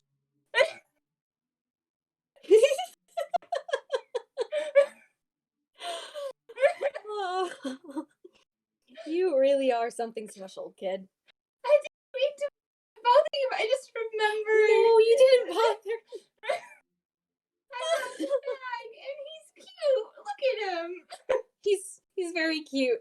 Cedar's laughing, but she's also crying a little now. Just the stress and adrenaline of the situation. Come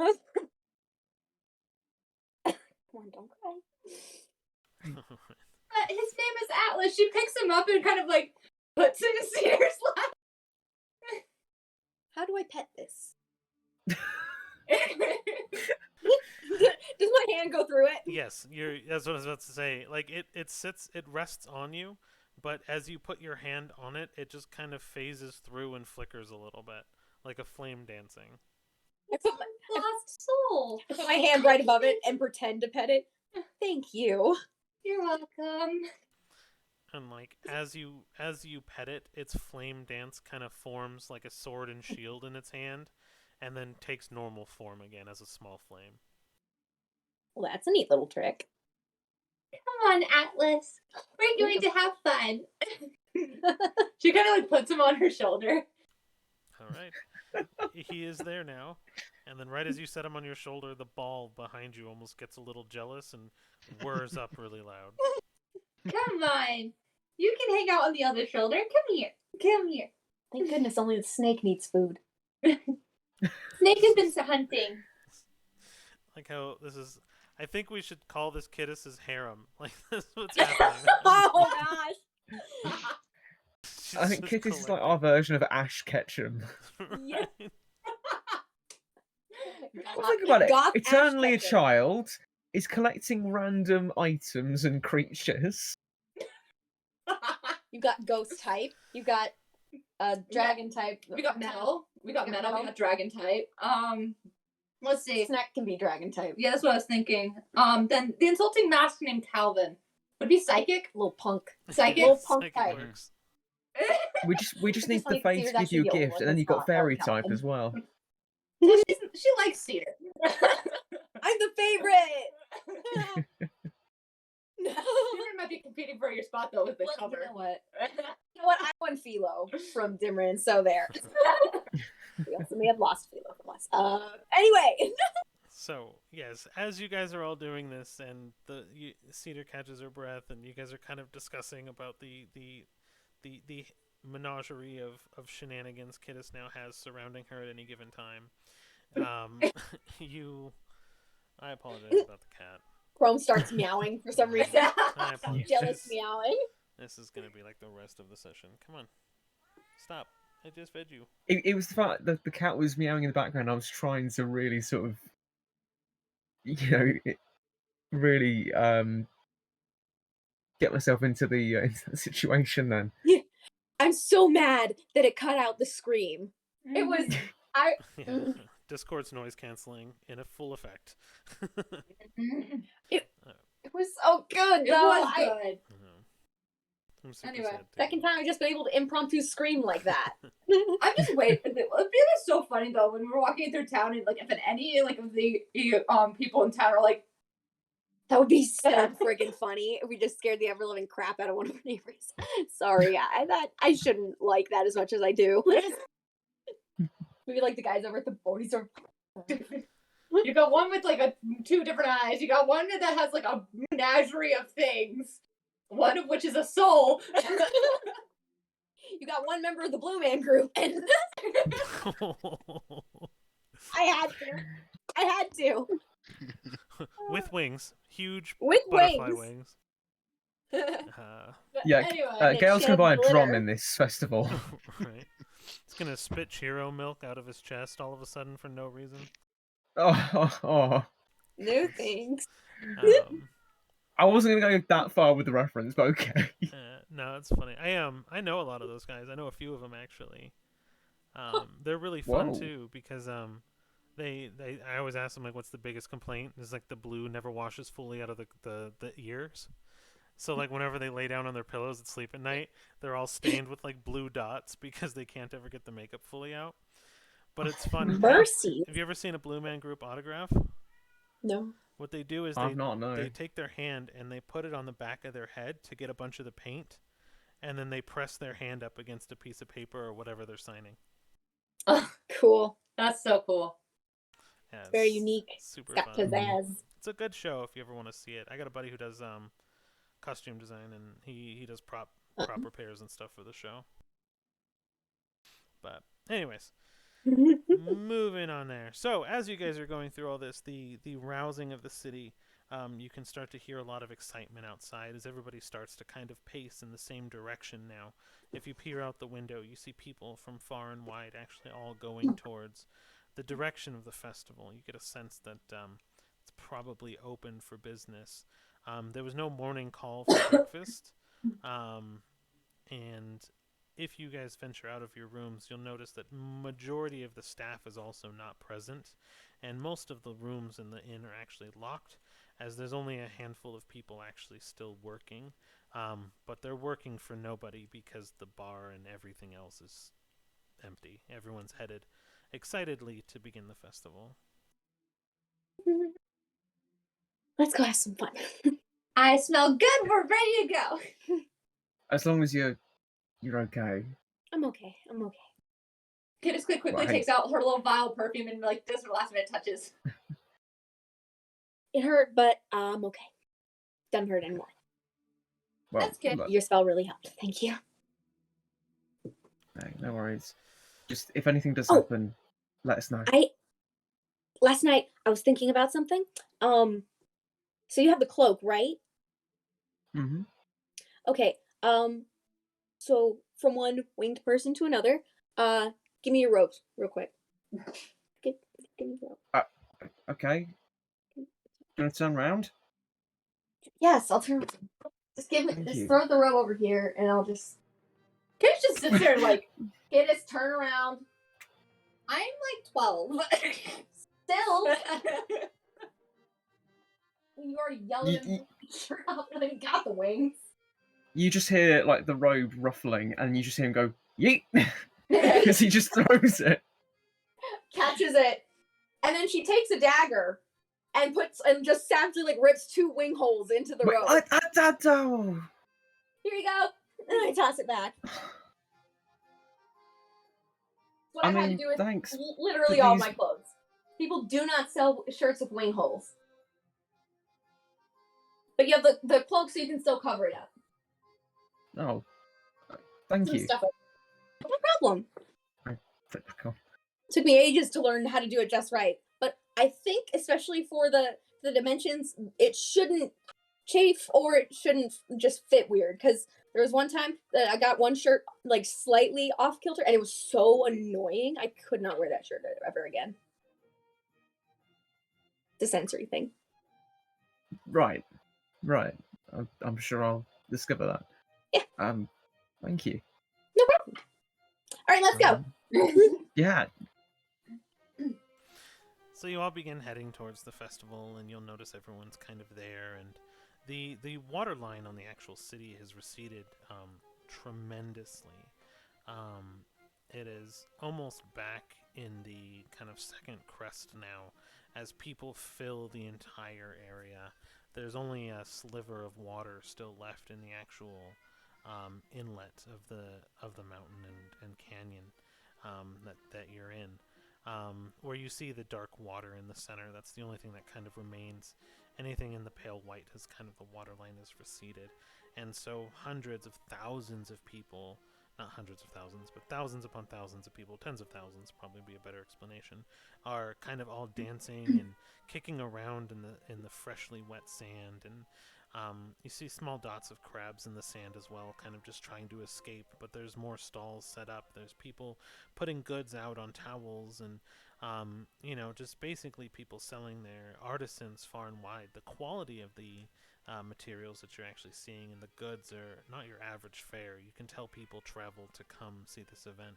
And in the dead center of it all, you have a giant Burning Man, or a giant wicker man, human in size, and not in size, but human in shape, but standing 3 stories tall. It's like super large, and everybody's gathering around it, and more people are tossing and tying in their knots of paper into the actual wicker man itself.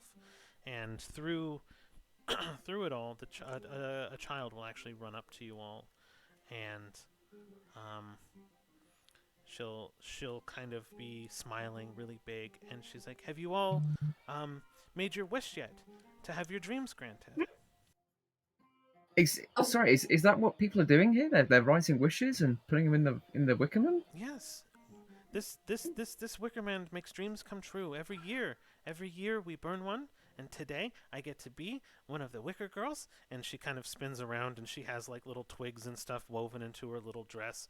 And she's like, and I get to help people make their dreams come true. So what you do is, on this little piece of paper, you write down your dream, and then you tie it in or put it into the Wicker Man, and then we burn it at the end of the night, and those flames will bring the dreams all the way up into space so you can have them come true. And she's like super excited telling you the story. And sure, her voice is actually a little bit hoarse because she's probably told it 1,000 times today. But she's just super excited. And she hands you each just a small script of paper and a piece of charcoal that you can write your dream on. So what do you all write? Cameron's gonna write, "I want my family back."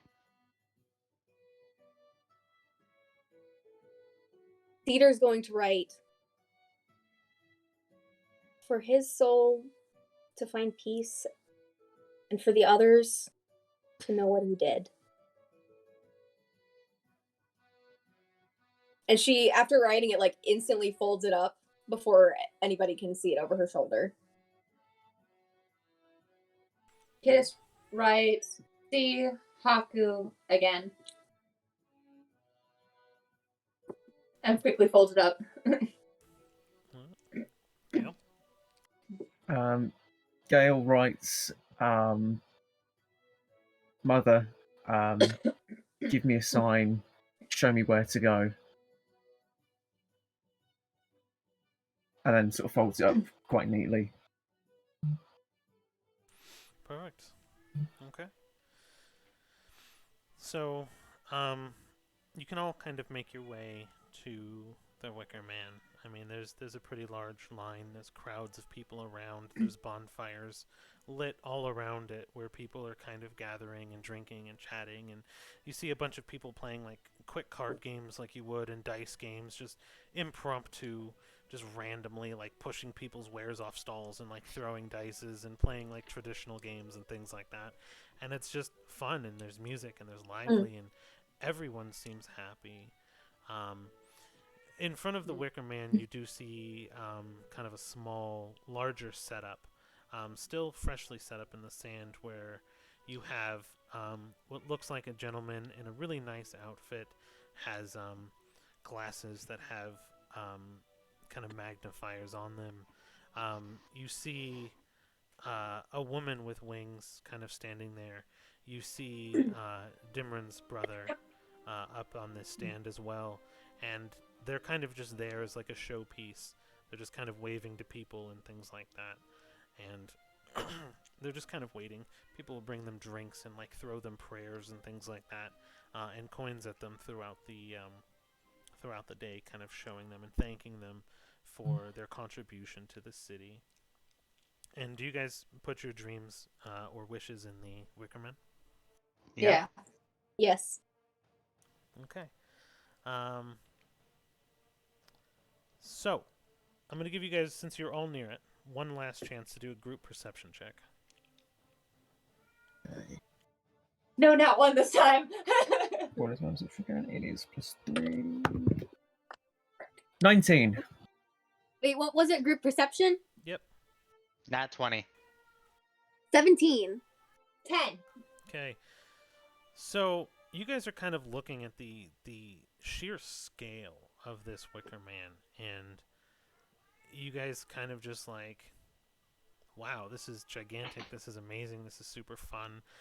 It's got an entirely built wood frame, and it's actually with like stalks of grain, and you can actually see larger offerings actually built into compartments inside, so you can see it in a lot of details.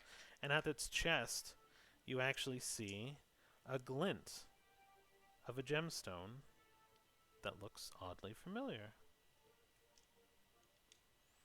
Hey, guys. Yeah. So, What's up? Are we you whispering? remember the gem that Philo made I told you about? Yeah. What about it? It's in there. Or one like it.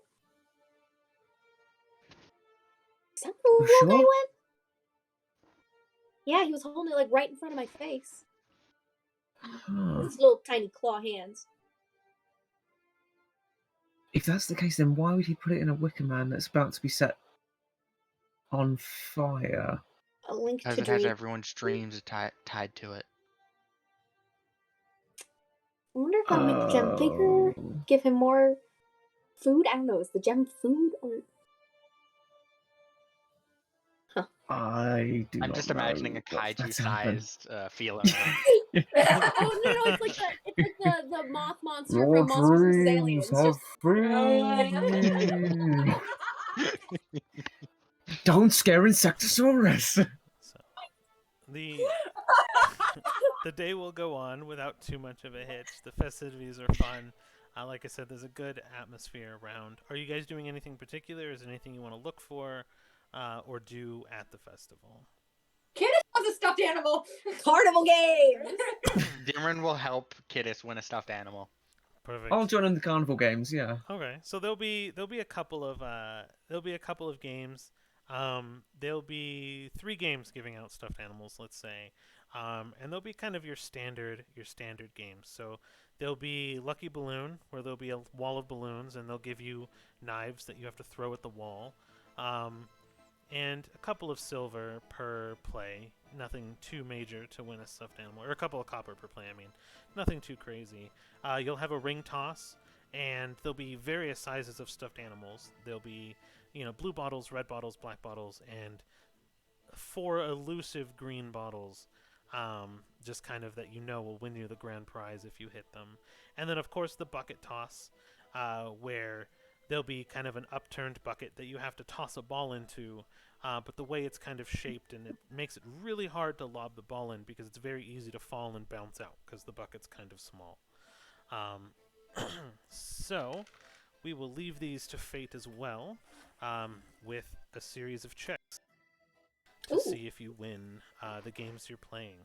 So, how well you do at the games will be, and how many dice you get, will be how good the description of you playing the game will be.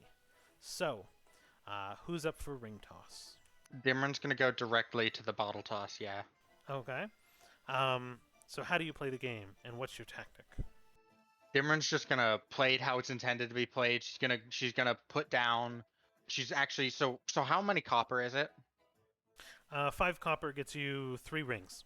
She's gonna put down a silver and get 6. Okay. So you see the kind of carny looking guy is missing a tooth. He'll kind of gum the silver coin and put it in his pocket, and he'll toss 3 rings at you and be like, "Take your chance at a grand prize." And he'll step out of the way and go start. Where am I servicing with the some 3? Others. What's up? Oh, Where she's gonna look at him and go, "Where am I with the 3?" where are you at the 3? No, I gave you a silver. That should get me 6 rings. Oh, right. Yes, 6. And he kind of comes back and he'll kind of put the other 3 down. Yeah, different. Right? And so what am I? So she's just gonna try and toss this directly at the green bottles, not like lob it, like chuck it, but like kind of trying to be gentle and get it perfectly on the green elusive bottles. Okay.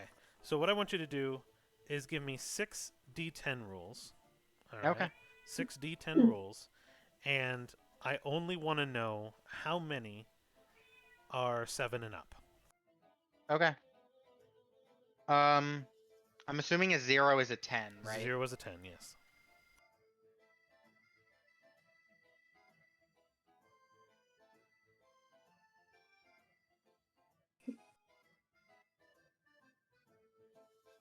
That's a 9 9. 9. and another 9. Music. Okay. So 2 9s. you got 2 9s and a 10. 2 9s and a 10 off of 6. Yep. Okay. So that would be okay. So that one. Okay, perfect. So you toss your rings. You're kind of focusing just on the green bottles. You're trying to get some form of prize, and you are kind of tossing them. And the first couple kind of bounce off, and then another one kind of hits. The fourth one that you throw hits and kind of does a little bit of a ringer, but then kind of spins off. And frustrated, you throw another one at the next green. You're like, maybe not that one, and you toss it again. But the last one you throw actually connects. It actually bounces off of a green and ends up on a blue. So you get a blue prize. And the carny goes, "Oh, hey!" And he's like, "Yeah, winner, chicken, huzzah!" and he actually I comes asked out chicken huzzah. of and he'll pull out a commemorative token, and he's like, you get a level 2 prize. It's a commemorative token. He's like, you can exchange this token for any meal or any drink of your choosing of any price at the festival. And he'll kind of hand you that token. And good at any vendor, they'll take it as good as cash. So have a meal on us. And he'll go back to kind of bouncing around. He's like, And sorry, go ahead. he's like, if you ever want to play again, give me a try. And she'll call over Kittis and go, pick one. Pick what? I won. Pick one. Okay, what's up there? Did I miss? Like, what are the options? The options are, it's basically a meal. You can pick any No, meal. no. What are the stuffed animal options from my win? Oh, you won a level 2 prize, a commemorative damn token. it. Yeah, so you did not win the stuffed animal. She goes, bullshit. It's okay. All right. So, who wants to go next? Can I play the balloon game? Sure. These are going to be your. This is going to be a balloon game, and they're gonna provide you. It's basically the same cost, but instead of 3 rings, you'll get 2 knives. Now these knives are like almost paper thin, like the slightest breeze will kind of knock them off course, and they're very dull. So you get the feeling that you'd have to like either chuck them or have some form of technique. So they hand you, if you pay the silver. I do. Wait, silver? Do you want to do the half play with 2, or do you want to pay a silver for 4? A silver for 4. All right. So they hand you 4 knives, varying sharpnesses. Some of them are chipped. They're not very aerodynamic, and you have a wall of balloons in front of you. There's also a slew of colors in front of you. There's yellows, greens, blues, and a couple of blacks. The blacks seem to be the most scarce. You have various sizes of toys as well here. You have a couple of small toys. The grand prize seems to be a very large stuffed animal, though. All right. What do I have to roll? So, Would that be sleight of hand? explain to me how you're throwing or what your technique will be, and I will determine your dice roll. All right. Well, first I take each knife in turn. I kind of hold it by the handle, then I like throw it, flip it, grab the other end to kind of like get a good weight in my hand. And then I take a deep breath, wind up, and I look at the black balloons. And what do I picture? I picture this time for the first one. I want to picture the rot that killed Kittis's friend. Well, a rot. We didn't see I think they all look The same. Okay. So go ahead, and so are you aiming all 4 at a black balloon? Well, how many black balloons are there? Because I want to aim for a different black balloon. There's probably in about 120 balloons. We'll say there's about 8 black balloons. All right. So I aim one per balloon that I can. Okay. For the first, I picture the rot. For the second and third, I picture childhood bullies. And for the fourth, I picture one of the people I wished about. Okay. So give me 5 d10 rolls, and let me know right. how many you have that are 7 and up. What are you, friend? Okay, that's 3. Wait, is it? Yeah, that's a 90, 60, 80, one more, 20. I think I had over 70, you said? Yeah, 7 and up. 0s is 10. So that'll be 2 that I got. Okay. So let's see. 2. I think, yeah, did I do that right? I will hear all of you mumbling. Ooh. I hope I didn't overdo a roll. So you will find yourself hitting a yellow balloon, and it'll kind of go right in, and it'll actually find purchase in the balloon, and there'll be an audible pop, and the carny will actually look over and be like, "Oh, someone actually hit one." Kind of surprised by this, and he'll come out, and he'll be like, "Ah, perfect. You get one of our better prizes. Congratulations!" And he'll pull out Thank you. a small chest, like a little hobby chest that you can find at a hobby store, just made out of balsa wood, just very light, very frail. The latches are almost already falling off. But when you open it up, you have 2 meditation balls that actually, if you shake them, will have another small ball inside that you can shake them around and spin them around and do the hand exercises with. Are you familiar with them, the Chinese meditation balls? No, I'm gonna look those up. Okay. I think I that's know what these are. yeah. So those are those you win a set of those, and they have really intricate designs on them, but they're both Ooh. super smooth. And the idea is that when you're meditating, you can kind of focus with them, and you want to spin them without them touching and without them making noise.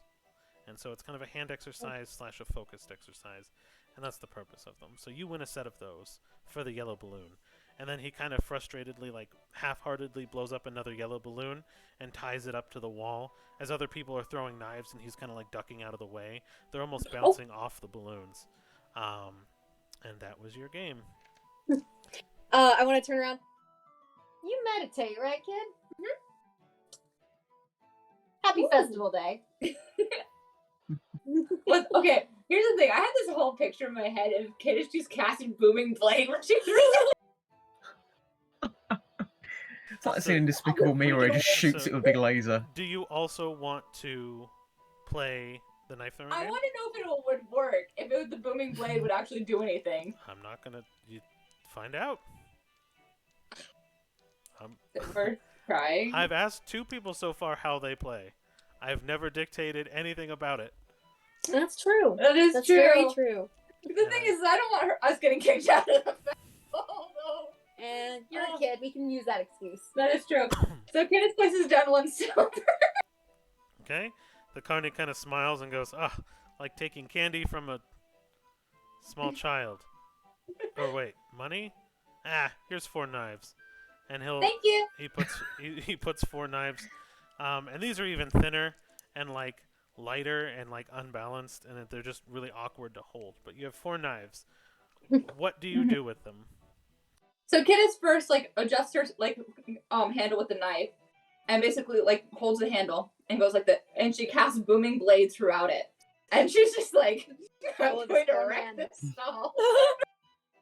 It's like the first Despicable Me.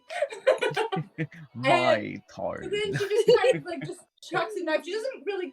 She cares where she's aiming. She just wants to hit the board because the goal is to get the knife to explode. All right.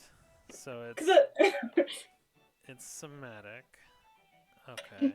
So here's what we're gonna do: is I'm gonna have you roll an attack roll first, and then I'm gonna have you roll 4 d10s, and I need to know how many of those d10s are 7 and up.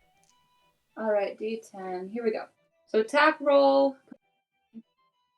Ooh, 18. Okay. And how many D10s is 7 up? You get 4 d10s, and then I want to know how many are 7 and up. Okay, 1's a 10. 1's a 7. All right, so we got 1, 7, and 1, 10, so 2. Okay. Let me rule you out.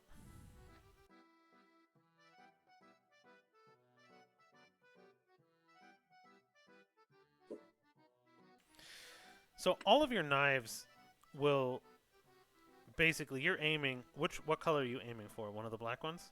Yeah, she's trying to get the black ones, but at the same time, she's just like, I know. She's just like, we're gonna hit this board and make that thing explode. So It's like die. you throw, and each of the 4 daggers, one will land to the left of a black balloon and not pop the yellow one next to it. You'll have another one land below the black balloon and not pop anything next to it. You'll have the one to the right will hit a green balloon and actually pop it. And then you miss again towards the top. But as that actually hits that green balloon, you kind of say your incantation for the booming blade as it leaves your hand, and it pops. And just as soon as it hits the green balloon, the black, the yellow, another green, and a red balloon, all in a circle around the knife, pop. And he just kind of shoots you this look, this toothy grin, if you will. And he'll be like, eyes for the cheater. And he'll give you a pair of ivory dice. With the eyes, or the ones of the dice, are actual resin-encrusted snake eyes embedded into the ivory dice. It's the eyeball theme today. Now don't let me come catch you around here again, little miss. I'm gonna keep this silver, but I appreciate the fun. And he's gonna let you keep the dice as your prize, but not give you the grand prize from the black balloon. Kid just like skips over. Oh, what'd you get? Oh. Okay, yeah, I'm gonna need a minute. Kid just puts it in her bag. I popped so many balloons, but he refused to give me the grand prize. He called it cheating. I did. Did you cast a booming blade? Yes. That's The cat butt. real clever, kid. Also, it's honestly. official. The DM is trying to make dice goblins happen in game. Yes. Honestly, though, most carnies rig those things anyways.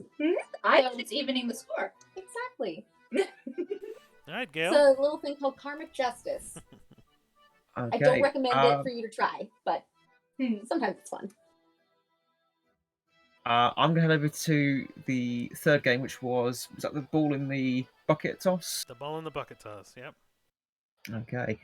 I'm guessing it's the same sort of deal where I put down silver and I get, 4 goes with it? If you, you'll get 4 goes. Okay, great. So the way Gale is going to throw them is he's going to first of all sort of throw the ball up and down a little bit, get sort of the sense of the weight of the ball, and he's going to place his thumb along the seam to try and get the best sort of center of gravity on it.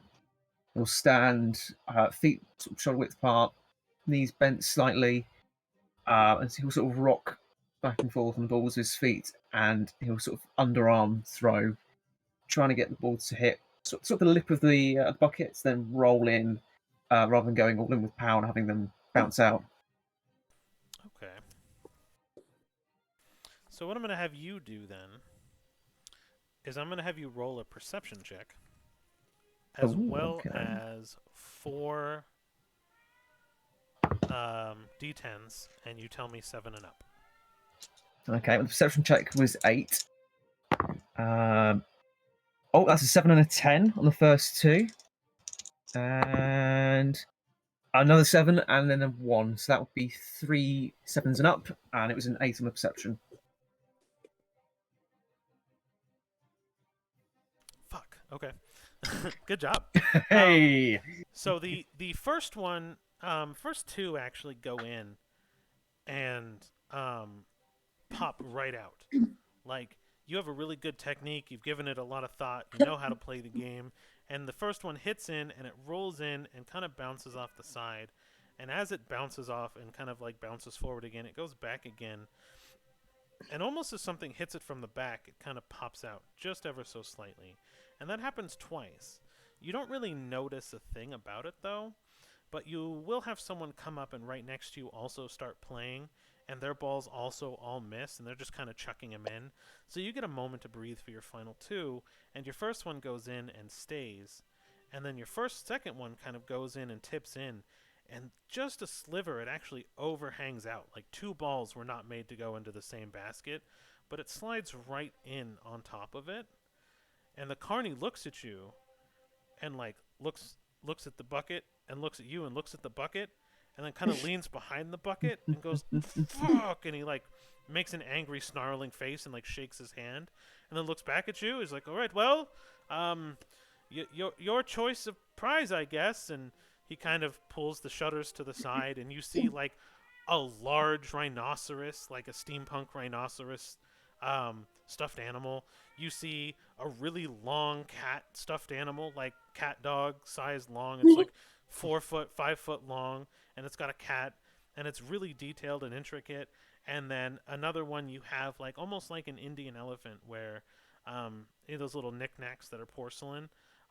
You have a set of little porcelain elephants and little warriors that go like archers that can ride on the backs of the porcelain elephants. And he's like, take your pick, I guess. Gail is going to call over Kittis and say, "Hey, you said you wanted a stuffed animal, right? Which one would you like?" Eeny, meeny, miny, mo. Cat's and she does eeny, meeny, miny, mo it. And then grabs one. Which one do you end up with?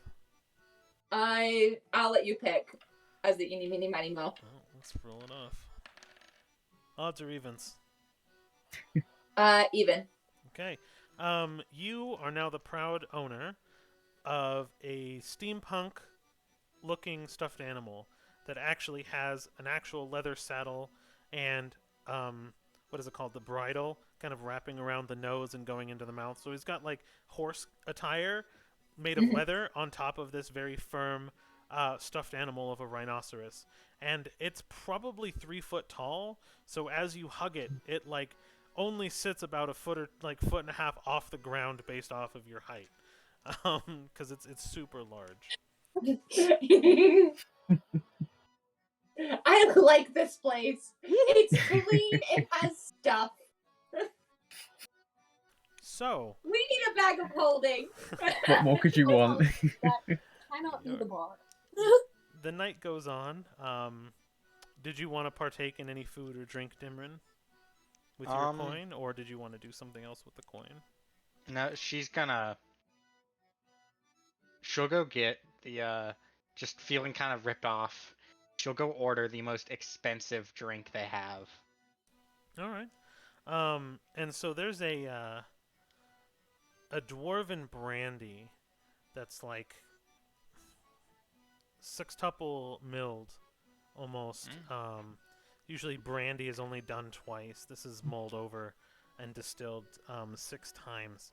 And so they actually give you this cup with ice that the bartender will actually have created almost with magic, because it's in the middle of summer. It's impossible to get ice delivered, right? So he'll actually put ice in the cup and pour this brandy in and be like, you're smart to cash it in on this, but I'll take it. The carney's not going to be too happy, though. That's probably about $1 a glass, and he'll give you a wink. And it is a brandy, but it's the smoothest sipping brandy that you've probably ever tasted. You almost have a floral taste to it, which is insane because you can actually taste that they put in flowers into the wine mixture as they made the brandy. And she takes a sip of this, and she just looks at the glass, or at like the, I'm assuming it's like a red Solo cup, but fantasy. Yeah, basically. Yeah. She looks at it. She just goes, "Fuck, I didn't expect this," and just moves on with her day and goes to like wherever her brother is to get ready to have dinner with him. So as the night kind of continues, you hear a large magical announcement. The audio booms. I'm concerned at why you guys are giggling quietly over there. I just peeked over and I'm like, oh no. No, I named the rhinoceros Sir Unicorn. Oh my Sorry. You told me the name and it was funny. This is appropriate for you. Yeah, my. I love it. I love it. Sir, Am I like Sir Blue Gru or something now? what? Does that make me like Blue Gru or something now? It's just blue, but without the E. blue. Oh my goodness. There will be no bedtime stories, little girl. I'm a life cleric, little girl. I don't see the dead, little girl. I am the cleric, little girl. I was so tempted to make a joke while we were talking to the captain, like that Gail was talking to someone he couldn't see. She does not let that go. I've heard that. I heard about it like at least every day. Bad for being mean. No, I was talking about it, but I was feeling bad. And I was like, I looked back out. It was so mean to you. Anyway, sorry. All good. You guys are having fun, and that's what it's D&D night about. gives me so many endorphins. all the endorphins, all the dopamine. All the endorphins. Yeah. So, okay, this is what I want to do. That's my perfect. Sorry, I found the map I wanted. Scared me. So you all are hearing the same thing. It's echoing through the canyon. The voice kind of announces, as the sun dwindles, we pay homage to all those who've worked towards the village and worked towards the city to make things great. So please, everyone, join us in the sand for our night's announcements, our thankfuls, and, of course, the lighting of the Wicker Man. And so you hear this echoing through. So, do you guys all make your way to the center? Yeah. Let's go, come on. Kid just feels a little nervous because she doesn't know what Philo's gonna do with the shit. She's like, yeah, I'm a little nervous too. It's less nervous at Philo and more nervous at Doku. More mistrust. I mean, Mr. I've done nothing ever No to worries. you guys. I've been the person. Yes. with the unicorn. Says my 12 hit points earlier before I got healed. I haven't done anything to you guys. You're welcome. Targets the owl and the zombies. Perfect. He said both of those things. Right. So, you guys all kind of crowd in, and you can see just this large area here of clearing, and there's hundreds of people here. You managed to kind of get there first because you were in the Carney games. Oh man, now Dimron's like, is it the cat? Is that what's going on? It's partially the cat. I'm sorry. Dimron called me short again. Mm. And I was saying I'm still tall enough to kick your shins. Mr. DM, Mr. DM. We need an adult. You're looking for the Yeah. wrong place here. Sorry. We need an assistant to the sorry. DM right here, just to keep order. Right. So I'm gonna change out the map here. Why are you nervous about us laughing? We can't do anything. Right! I No. know. I shouldn't be that nervous. Technically, we could burn down the Wicker Man ourselves. I'm just saying it's a possibility. Kid just We teleports totally into could. the Wicker Man. Fire! Oh no. Somebody gave me fire! Oh, mercies. Through the fire and the So, flames. just trying to. There. it is. Technically, Kid just could teleport up and take the thing out of the Wicker Man. Do it. No. So you're in a very large clearing. This sandbar just cleared out. The stalls are kind of there, and thousands of people are piling in.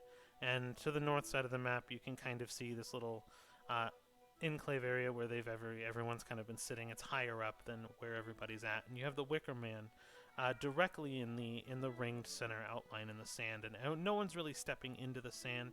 On top of the three statues, of course, you see the pyres and the fires that have been kind of going all day, stacked up into large cubes and things like that. And everyone's kind of throwing more and more, making the fires bigger and bigger. And you hear this loud, booming announcement. So thank you and for everyone joining us. I hope you enjoyed your festivities today. And as they dwindle down, we have very special thanks to the three people that have put our city on the map today and tomorrow and in the future. We look forward to having them work with us continually. To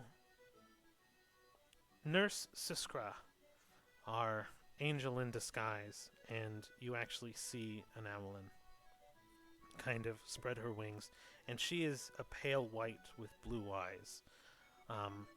To advance the medicines and to keep the miners alive and the sicknesses away from our cities, and using special special poisons to create antidotes to all the vicious things that are in the oceans, to the savings of thousands of lives, to the people that are probably still here with us in the audience.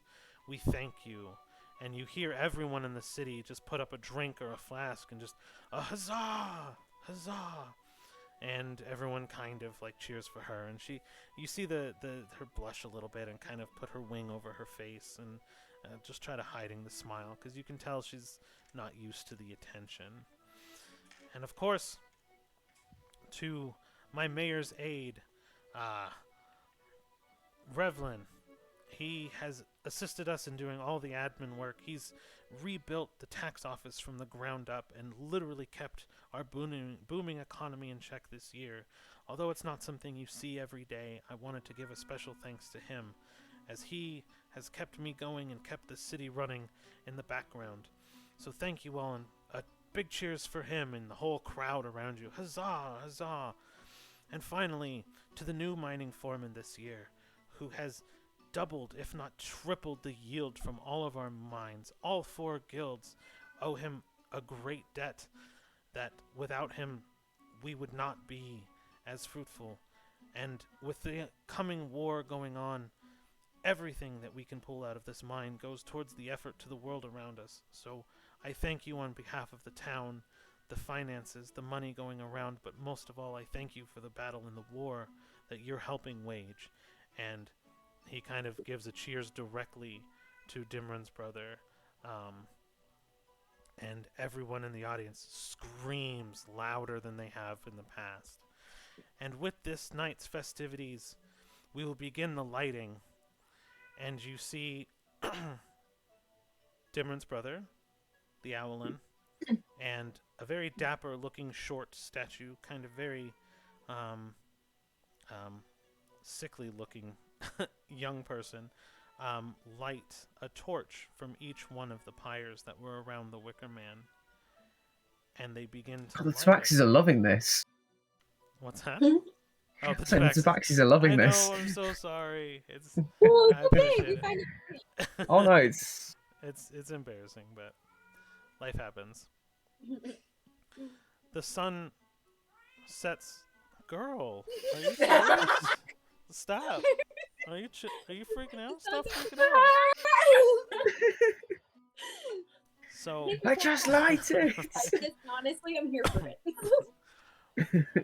right as the Okay. sun sets over the ocean, the Wicker Man is lit in 3 lights. And just as the sun crests the ocean and the light fades completely, the light in front of you of the Wicker Man begins to glow brightly. And just as the magic in the air is just everywhere, the flames burning off, the pieces burning off, you can see bits of ash falling. The look of magic and happiness on everyone's faces fades to terror as the Wicker Man becomes alive. Ow. And this I knew it. I knew it. I knew something. 3-story tall flaming creature Oh becomes my God. animated with a green gem shining in its chest, fires light everywhere as it takes a swing around its entire area. The Owlin's head completely severed from her body from the sheer force, the spine ripped from her back. The sickly-looking, weak man tries to turn and run in horror, and he is completely crushed into the sand, lifeless. And as it continues to swing around, Dimran's brother jumps to avoid the attack, clipping his leg at the knee, shattering it into pieces as he hits the ground and begins to crawl away. And I'm going to need an initiative roll from all of you. Dimran's gonna jump in front of Galmore. So you were very far 23. away. Okay. So everyone was kind of in the outer ring, and they were standing right next to it. Okay. So Dimran got a dirty 20. So did Gale. Dirty 23. Nice. 12.